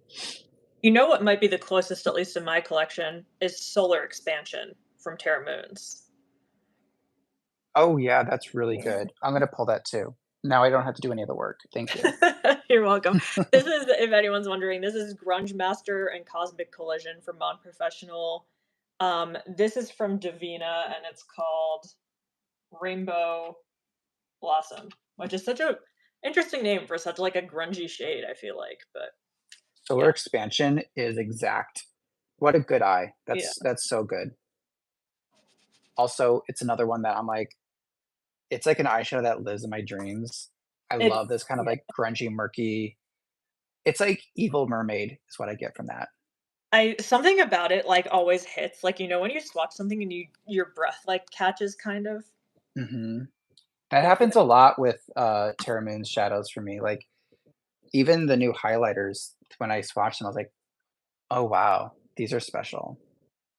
So, interestingly enough, I actually don't have enough room in this palette. I'm gonna have to pull a bigger palette. I unless I pull a Cleona shade on Oh, its side. But I'll do that later, and then meanwhile, I could just get everything in a palette, you know what I mean? yeah. Our last one on the top row is Ghost Moon, and it's like a reddy purple with a black base. I'm seeing like it's similar to what we just had, but like almost like a purple, red, orange version of it. So it's like grape purple shifting to like a fire red, orange, and Okay, let's maybe even a little pink to it. I feel like I have this in my Terra Moons somewhere. I feel like I'm so like, "Oh, I've swatched this." these I had out. Interestingly, the shift on this one never shows up on camera. This is Blood Moon from Davina. This is Jupiter's Yeah. Inferno from Terra Moons. And then this is Flame Blown from Cleona, which I feel like has much more like red to it in person. Um, but I'm also thinking of what is the one from Terra Moons that's very similar with the black base to like Jupiter's Inferno and It's Blood Moon. it's called Blood Moon. Oh wait, what is the one? Oh, the one from Davina is called Midnight Sun. Sorry. That's what No, it you're is. you're fine. They're all the same Um, in my mind. it wouldn't surprise me if they had the same name, to be honest. Aha, okay, here we go. Here is Blood Moon. It shows up like Midnight Sun. You cannot see any of the red in it. It just looks like a black satin eyeshadow. It is Yeah. bizarre. You know what might work for this is do you have any of the oh, no, that's not gonna work. Never mind. I was gonna say the Laveau collection from Davina, but that's they don't have anything that's this vivid. Let's see. One that like has all the colors in it, but is not quite like it. Oh, that might be pretty close. It's Britney Bitch from Touch of Glam. Oh my That, god, I think, might be the one. yeah, that's great. Does it have any brightness to it? It 'Cause that's like definitely has, like, the bright purple glitters. You okay. could see. Yeah, I do, and it also has, like, a little green to it. Yeah. That might be the closest I'll get.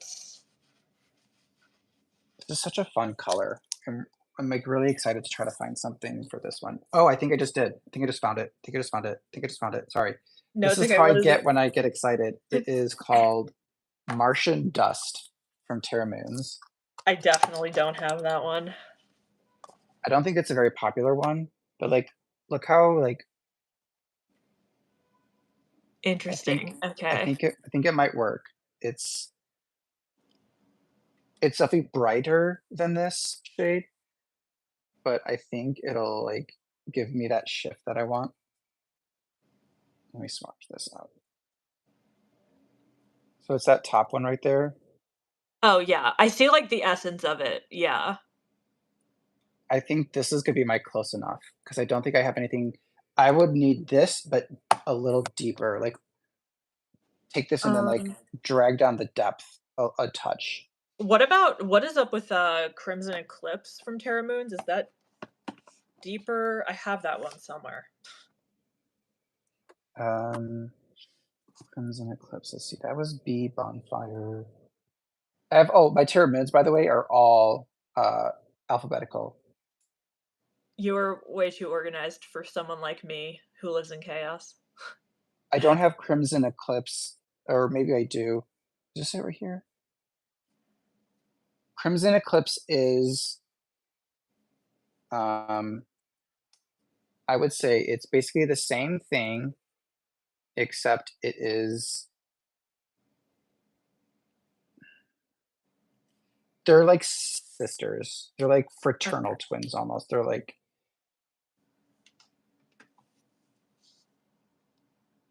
Oh, yeah. Okay. I see it. I see it. I think so the Crimson Eclipse has a little more pink, maybe? yeah, yeah, Yeah. this is Crimson Eclipse, this is Martian Dust. It's got more red to it, but I think I found a better one, and it's a black-based multi-chrome from Terra Moons, and it's called Centauri, which would be similar to the Divina shade, um, Australis, I think. So it's deeper. So it's got that deep red burgundy kind of tone, and then it has like that shift to Oh, the yeah. yellow. So it's not exact. I think perhaps the Martian Dust might be closer as far as the texture and the the flip. I'm like staring at everything in the sun. That's the best way to do it, though. Yeah, this is definitely like so fun for me. This has been a challenging one. I think the most challenging palette I've had lately to dupe was definitely the Nomad Ghost Town one. I had a really hard time with that. Like, you could hear me getting frustrated on video. This is Divina Cygnus. I think I actually do have that one. Hold on.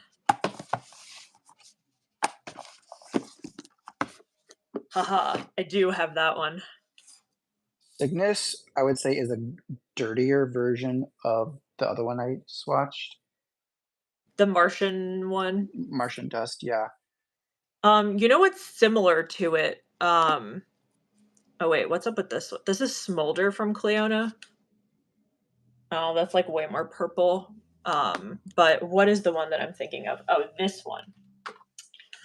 What is this shade called? Torch. Torch from Cleona is like very similar. This one. What about this one? Oh, that one's good. What is that one? Probably Kiln, if I had a guess. It's Kiln. I'm gonna use Kiln. I'm Okay. gonna go ahead and disturb my full circles. It's so interesting to me though that like people know the names of Cleona shades. For some reason, they are just not like in my head. Like a lot of times I could look at a shadow and be like, "Oh, I know that." And then I look at my Cleona shadows and I'm like, "I don't know what any of them are called." Kilna's the top. Oh yeah. That one I think has the closest like essence to it. Yeah, I agree. It would be between these two for me. Yeah. I'll go ahead and use that.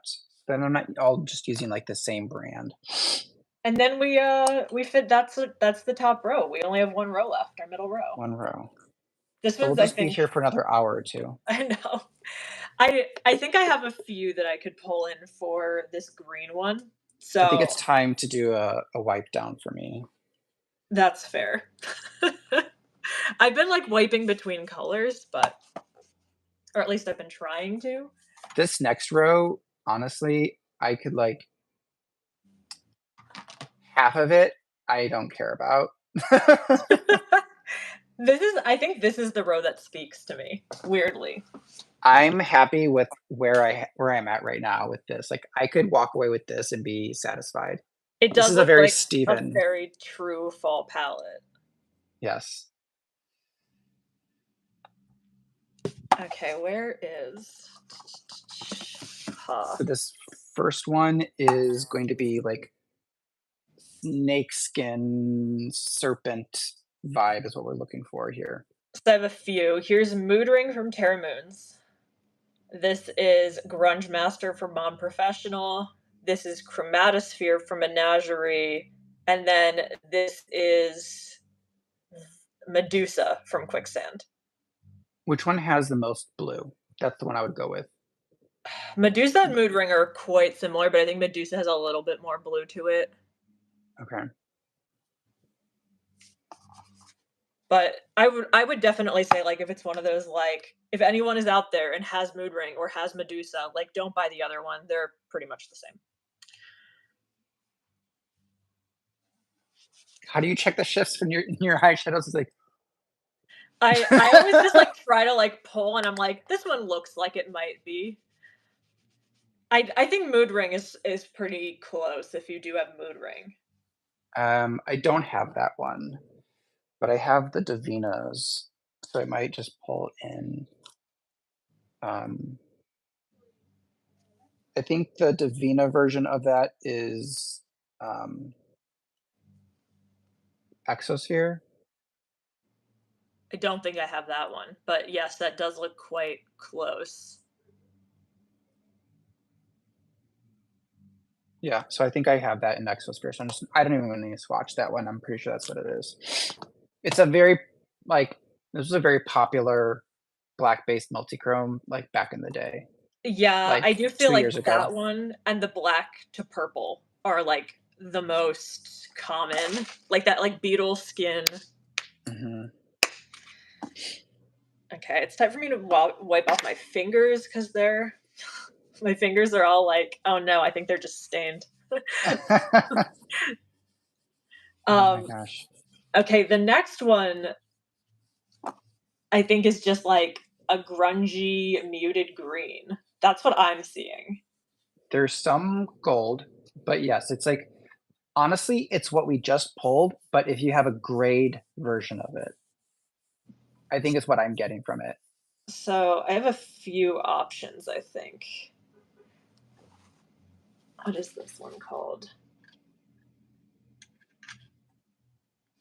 Okay, this is Explosive from Pretties for Your Face. This is Evil Olive from Quicksand. What are you?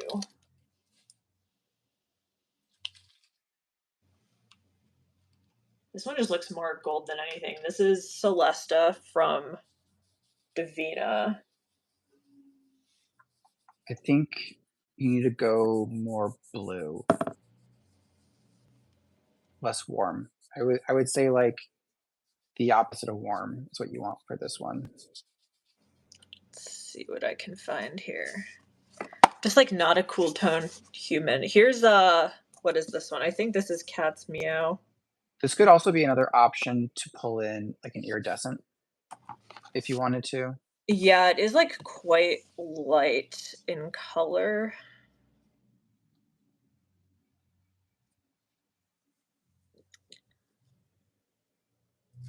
No, that's, like, too teal. Brocade from Pretties for Your Face. Did I keep that one? This is Scatty, Ether. I had that one at least at one time. I don't know if I have it anymore. I might have just gotten rid of it. I have Hidden Treasure from Produce for Your Face. That one feels like it could That be like a kind silvery of blue-green. it kind of reminds me of This Is Enchantment. This was their collab with K-Tings. This is Miss Argentina. This is Cat's Meow from Quicksand. I think the bottom one is the closest that you have on your arm Yeah. because it This has is that like Enchantment. silver coming through. Let's see if we could find any. Okay, done wiping my hand for now. Let's see what I got. I also think the Cosmos. No, that's too much. There's purple in that. Never mind. Put it back, Steven. I feel like the Cosmos used to be like the cult favorite, but it's shifted. I've definitely seen other ones from Terra Moons that people gravitate towards now. Mm-hmm. Okay, here are some Divina ones.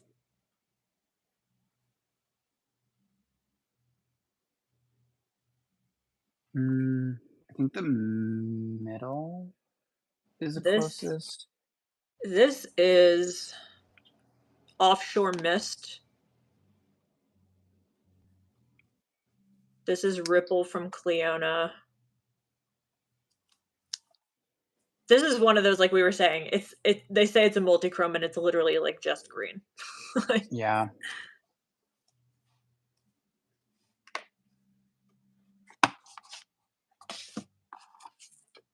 oh, you know what actually could work and be very interesting? Where is it? Earthshine from Divina? Is that part of the Moonscapes collection? Yeah, it's this green one right here. That actually is a really good fit. I have that as well. Um, on camera, it looks perfect. Yeah, I think I'm gonna pull that one. It's not like a multi-chrome. It's like just one color, but it has like such reflectivity that it almost creates the illusion of another color. I love the moonscapes. I wish you would come out with them in like every color. Like Mm-hmm. Give us every some color in the neutrals. formula. Yes. That's a good one. I'm gonna pull that to the side. It's on my bench. Because I think that's like the right direction to move with this one. It's also a formula that I just don't use enough. See if I have anything else. See, okay, so Terra Moons, I have a few shades that have that like silvery greeny blue in it, but then Mhm. you know what they do? They throw in a pink shift to it instead of like this yellow, and so it just ends up looking very different. What about Shattered Stars or La Lune? See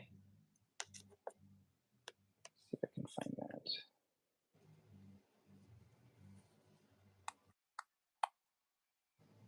Me trying to find all of these shades.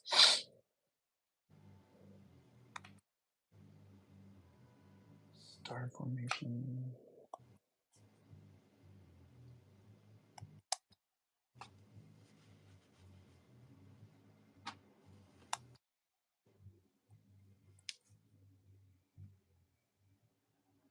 Shattered stars actually could be it. Yeah, I think that's actually perfect.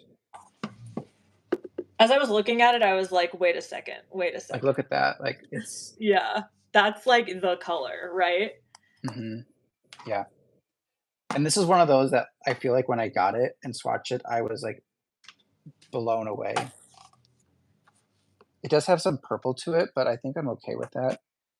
Let's see, Yep. where's La Lune? Is this it? This must be it. They both have No, that like grade base. You know what I mean? another option is uh, in Enceladus I from don't think I have Terramoons. that one. This was from their spring collection. It's more.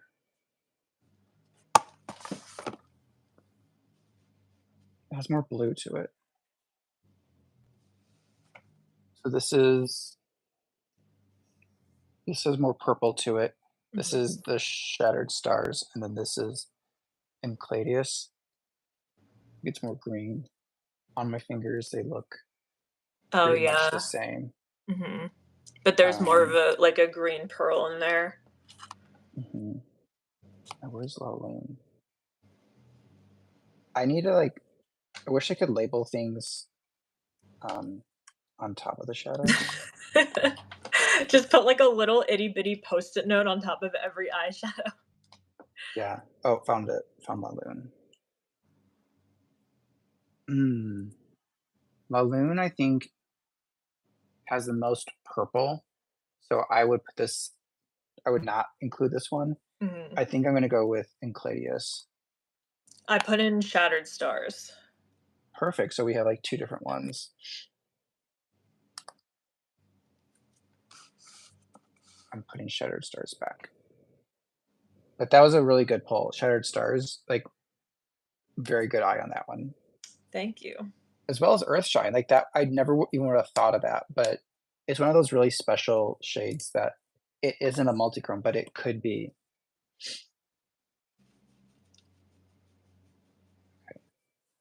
Now Okay. we're on a pretty standard shift, I would say, like that, like Hmm. That like purpley gold. purple. Yeah. I have a And few. I was like, and watch, we have none of them. Like it's so standard. Of course you have this one, except It's we like, don't. yeah, except it's too boring, right? Like that's the problem. Okay, that one's a no. Wait, hold on. What do we got here?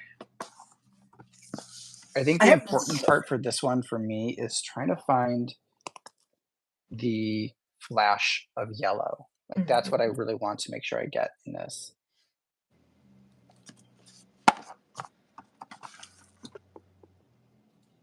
So I have Venus from Terramoons that might work.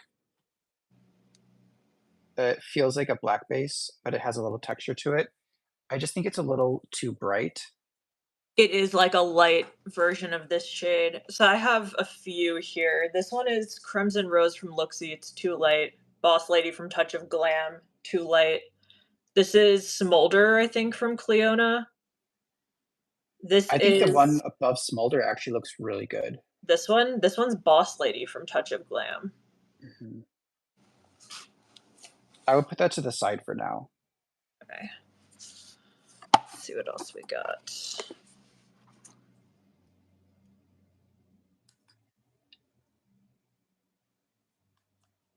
Oh wait, what is that other Cleona one that's like?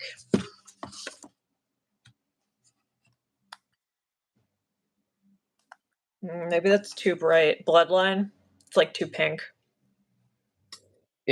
Yeah, it's too warm.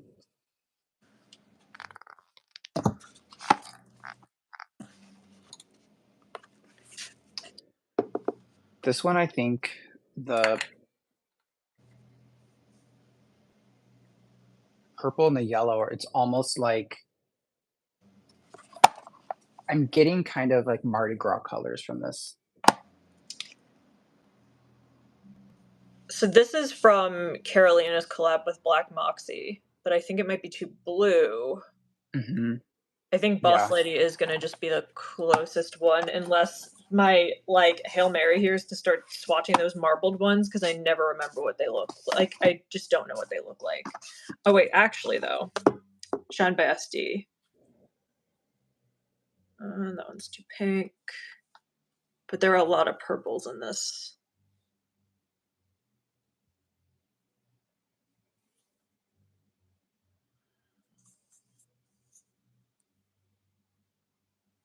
No.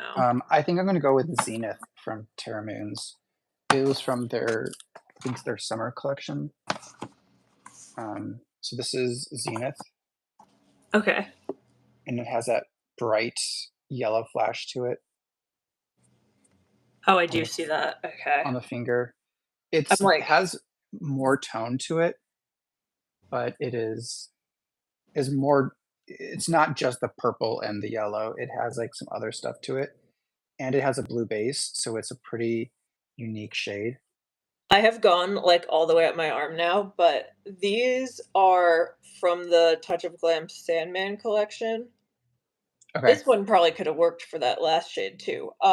But this one I think has the idea, and it's called Despair, and it just looks like a bunch of different purples Yeah, that in looks really here. cool. This is Um, that shade I just showed you. oh yeah, it So has like green, pink, purple. it's like a full rainbow. Yeah. So I'm gonna pick this one because I think it's good enough. I don't think I'm gonna have anything like this tone because I tend to not buy a lot of purple. That's like my problem area with quicksand. I have so many purples, but they're all like that blurple. You know what I'm talking about? Yeah, the indigo shade. Mhm. Wake me up before you indigo go. Okay. Next we've got like an orange hollow of sorts. Like an orangey red hollow. Okay. I feel like we're gonna have to like use all of our orangey, yellowy red tones for this palette. So And then we're gonna not have anything for that other red that that's what we've I'm been saying. Like doing. Proxima, I think is pretty perfect for this one, but that's what I was kind of saving for that like Cheeto colored one. Yeah, Oh God, I'll put Proxima on the side because maybe then I'll just like I don't know. I just don't know. Proxima is like really magic. It is a really really nice shade. Mm, Blurple. Someone just commented they like the word blurple. thank you. I also like the word blurple. This is too Yeah, light. Proxima is gonna be perfect. Yeah, okay, let's choose I'm gonna choose Proxima for this one, and I'm just gonna have to get creative with that neon one. I'm also choosing Proxima for this one. Although I do think Proxima might be better for the neon one. I don't have like that's like I think my brightest orange. So for the neon one, I'm gonna have to get a little creative. I do have sort of an idea. I think M80 from Praise for Your Face, which is a really bright coral, could be a substitute. Um, our next one is like that standard purple yellow multichrome.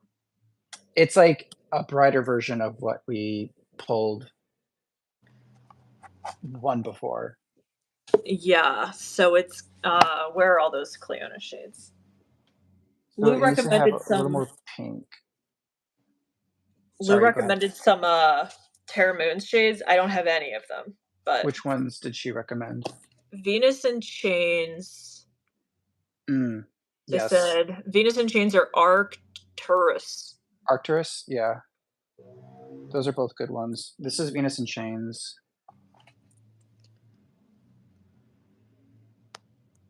Let me I swatch that hold one on. for The you. chat is like I cannot un. There we go. Oh wait, what the heck? Now it's like coming up, going down, coming up. I don't know what's up with it, but whatever.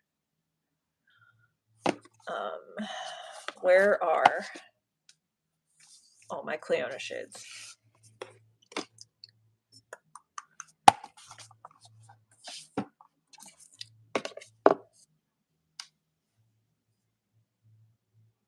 This is Venus in Chains. Oh yes, I do see that. It's That very vivid, but I think it's more. I'm getting like it's more pink, like more like a magenta versus like a purple from this one, but it's a good one. okay. So this Um, is Smolder Flame or Athena's Rose. Yeah. Okay.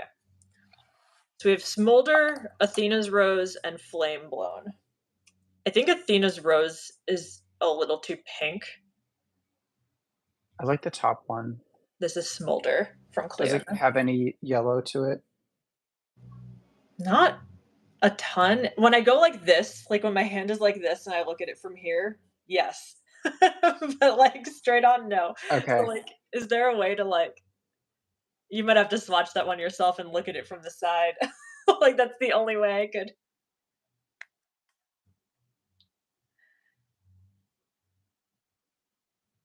Or maybe this one is flame blown and the other one's smolder. See, I can't. No, okay. Flame blown, Athena's Rose, Shard. This is Shard from Cleona. Which one is Smolder? Isn't Smolder also a purple? Okay, I'm gonna put in Flame Blown. I saw Lou say to put in Smolder, but that's what I called Flame Blown, so I'm gonna take their advice. I like really don't know the names of Cleona shades. This is embarrassing. Okay, the big thing to start thinking about for me is this neon orange, though. I think I'm going to use this shade for what is this? What's the name of this one that we were just duping? Witchful Thinking. Witchful Thinking. I think I'm going to use Australis. Oh yeah, that looks perfect. And for my Vibrant Cheeto Dust friend, I'm going to pull out something that I already picked before this, which is Arcturus. Oh yeah. So Lou had already like mentioned this one, but this is what I'm going to be picking out for that. I do not have that one, so let's see what I can get here. Let me see what the differences between this and Proxima is. Obviously, there's a textural difference between the two of them. One of them is much flakier, but this Yeah, is Proxima truly is like like real flaky. look at that swatched out. That is Yeah, that is like a vibrant perfect. orange. Okay, I'm getting options together here. Let's see. I do have sort of an idea, but let's see what else I could find first. We have one more shade to go. I know. And it's a super simple one too. So we're like basically done. Basically, but we might be here forever with this one. Okay, wait. And then I have you. So for this one, is this a shade that you would Arcturus is really good. I love it. It's really special. Um, so Yoli, would you actually use this shade in the palette? I think I would. I think I would if it was an option, you know, like it Okay. I saw Newport did a look and she had it like in her inner corner and it looked really magical. But like, is that something I'd wear every day? I don't know. But okay. We have What is options the here. most like red shade you have? The most red shade I Like we're have. talking like bright, like the most brightest red that you have. Like Because for like a shimmer, right? mhm, It might be Ceres Waves from Terra Moons. okay. That's like a pretty bright red. I like got this to kind of satiate my want for Leon from Odin's Eye. Mhm. It's not like perfectly spot on. No, Um, that's more magenta red. mhm.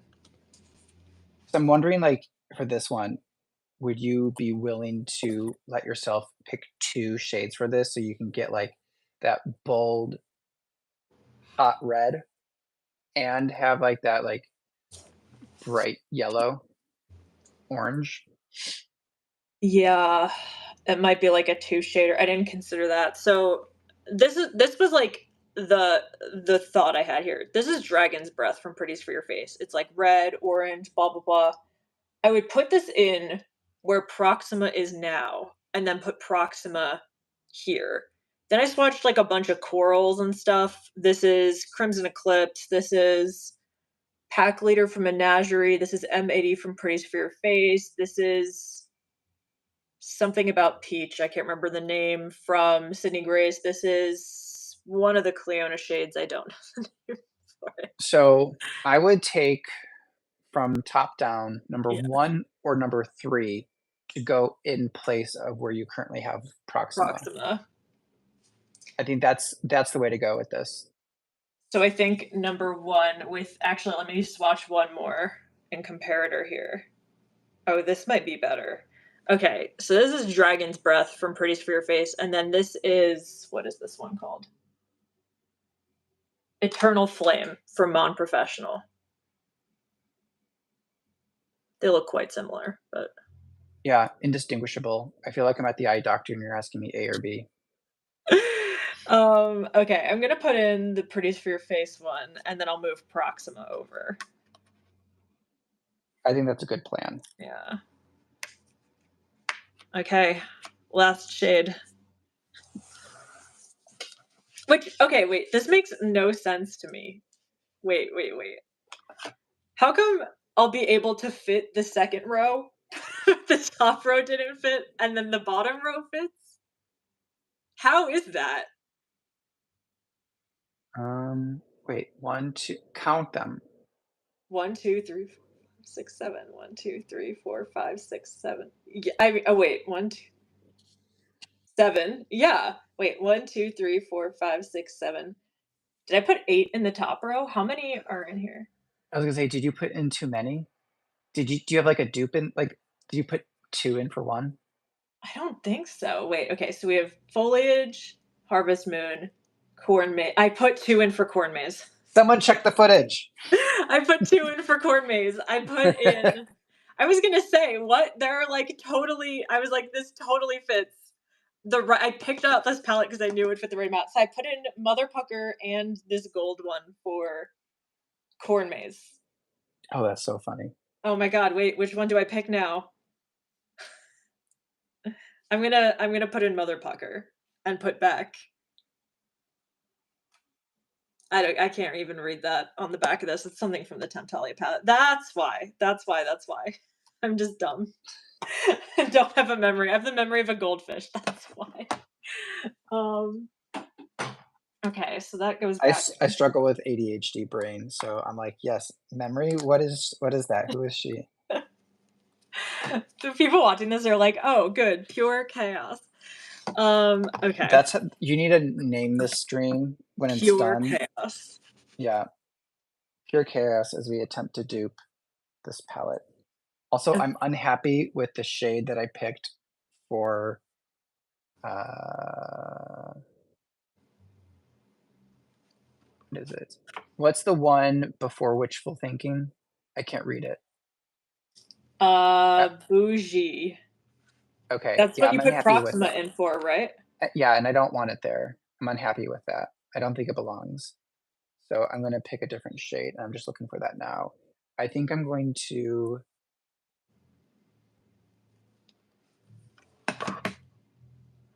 I might go with, um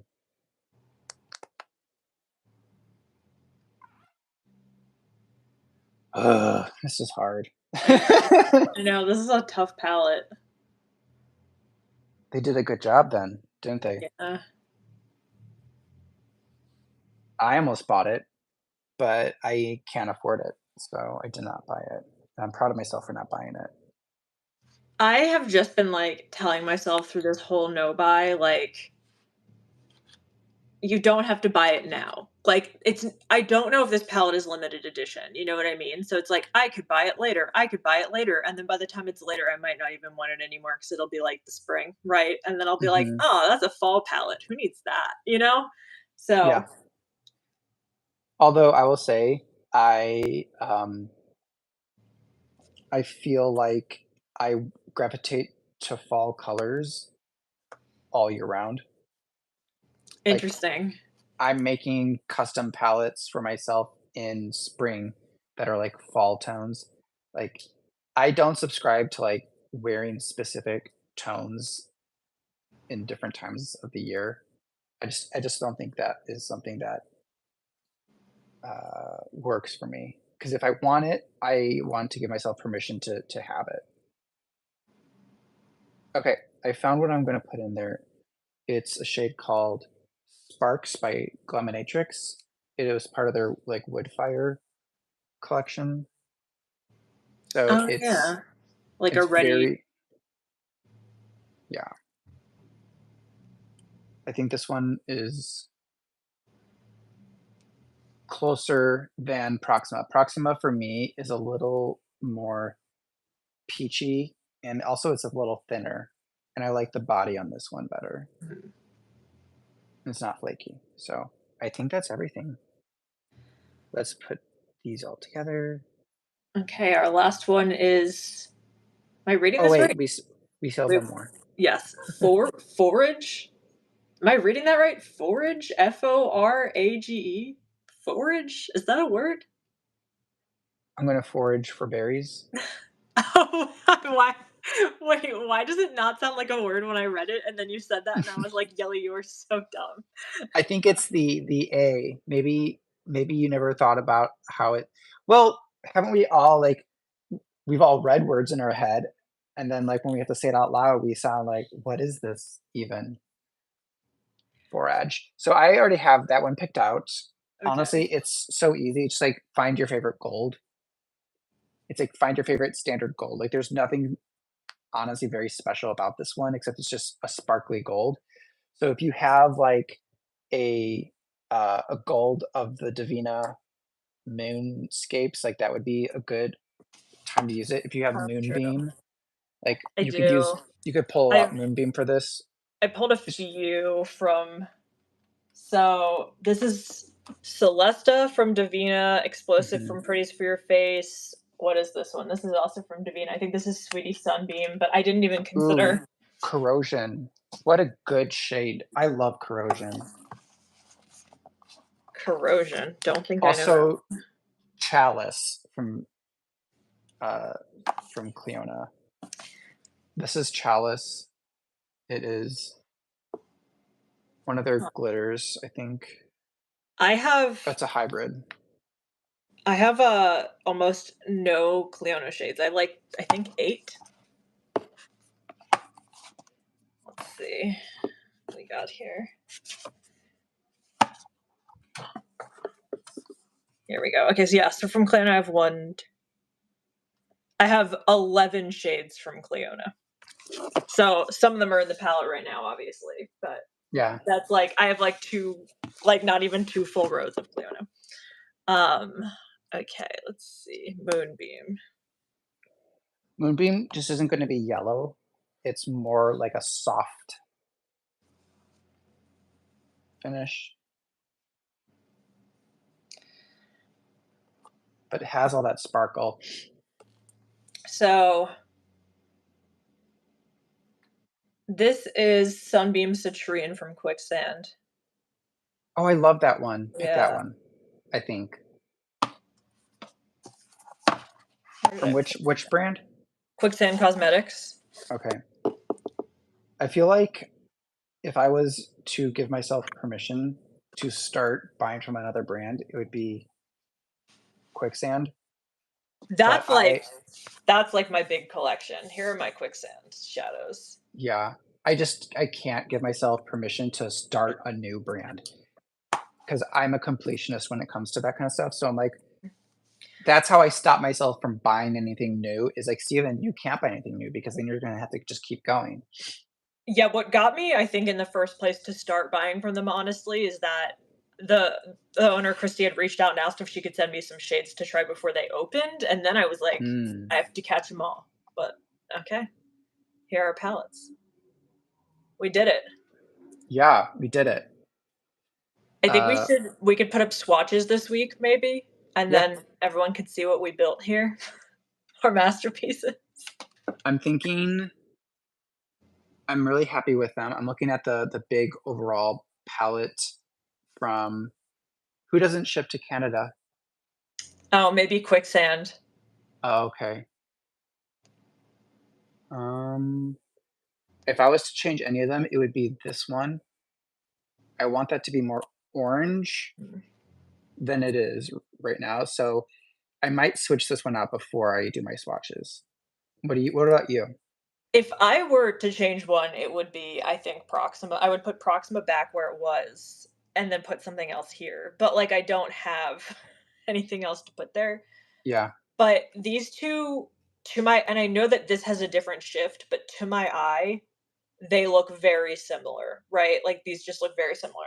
I'm also looking at this purple right here and it just seems a little too like in your face. which Like maybe purple? this That one one? right here. Yeah. Maybe something a little bit like so originally we were looking at like I looked at like Boss Lady from Touch of Mhm. Glam. Maybe I'll pop that in because it's more of like a grungy rose than like a bam, it's purple, you know? Yeah, I think it looks really good. Um, I think grungy rose is actually, like, a really good description of that shade Yeah. swatched out. I okay, so after this experiment, how do you feel about the palette now? I think I have to use it once or twice to like fully know, but looking at it, I think we did like a pretty good job. Like I think for me, this can satiate my hunger. Do you think that this S can satiate yours? Yeah, I think so. I think there was, like, 1 or 2 shades where I'm like, "Oh, I don't actually have anything exactly like that," and so it did make me feel like I wanted to run out and buy the palette, but I think what I'll do instead is, like, just keep thinking about that single shade, and if it's something that I still wish I had, I might try to find that in a single. But I also know that I have 14 singles from Terra Moons coming my way because they have their August bundle coming. And I'm like, there most likely is gonna be a shade from there that might fit what I need in this. Right. I always have to remember that is like I do get PR from them and from Nomad, so there's always gonna be new makeup coming my way to play with that I don't have to pay for, and that helps me not buy new stuff, but I'm happy with this. I think it's really cool. What is the shade that you have that is, 2nd row, 2nd column? Here, right here. Yes. Like, that one looks really, really pretty. Shattered Stars from Terra Moons. Okay. Yeah, like, when I look at your palette, I'm drawn to that one, and then 1st row, 5th column, I think. This one right here. Yeah, Nightingale from Pretties for Your Face. yeah. Those 2, like, I'm really drawn to. My eye goes directly to like the middle of your top row. That like silvery, That's yeah. Butterfly Nebula. It's a really special shade. It's you have this in your Winter Sun, in your, what was the other one that you have from them? Eris? Yeah, Yeah, Eris. cool, cool. I might be able to do swatches. I'm not gonna do it now. I think I need to say goodnight to eyeshadow for the day. I feel that. The sun went in, and for me, it's always the best when I have sun and then I can, like, go out back. I have, like, a little mini backyard, and I take my swatches Oh, there in the nice. sunlight. Um, I but yeah. don't have a backyard. I have a small alley with a dumpster. So maybe I could give you some dumpster photos. Oh, I'd love that. I'd love some dumpster photos. Looking at my palette, I think as far as brands, I used some Dandelions Co., some Glaminatrix, Divina, Terra Moons, and Cleona. So I'm really happy that I have like a wide selection of brands here. Mine is, like, full chaos. So we have Cleona, Mon Professional, Terra Moons, Pretties for Your Face, Touch of Glam, Quicksand Cosmetics, Natasha Denona, Ace Beauté, Sydney Grace, Copacetic.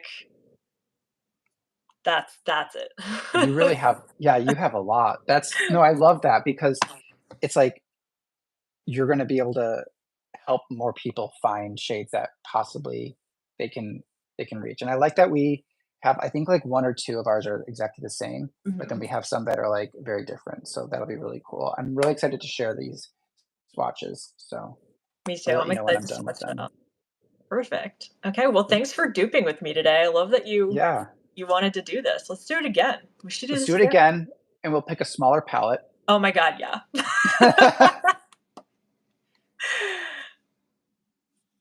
Yeah, sweet. Okay. Well, I guess I can set you free. You could not think about eyeshadow. We could both recharge our batteries. But thank you, everyone who came and hung out with us today. So make sure, again, since this is going to be on my channel, go find Steven on Instagram. Their handle is Steven of Fortitude. I will link them down below as well. Make sure to go give them some love. They do amazing swatches. So please, please check them out. And if you have any questions about any of the shadows that we used today, we're happy to answer them in the comments down below if you're watching this at a later date. But hope you stay safe, stay healthy, and stay weird, everybody. Bye. Bye.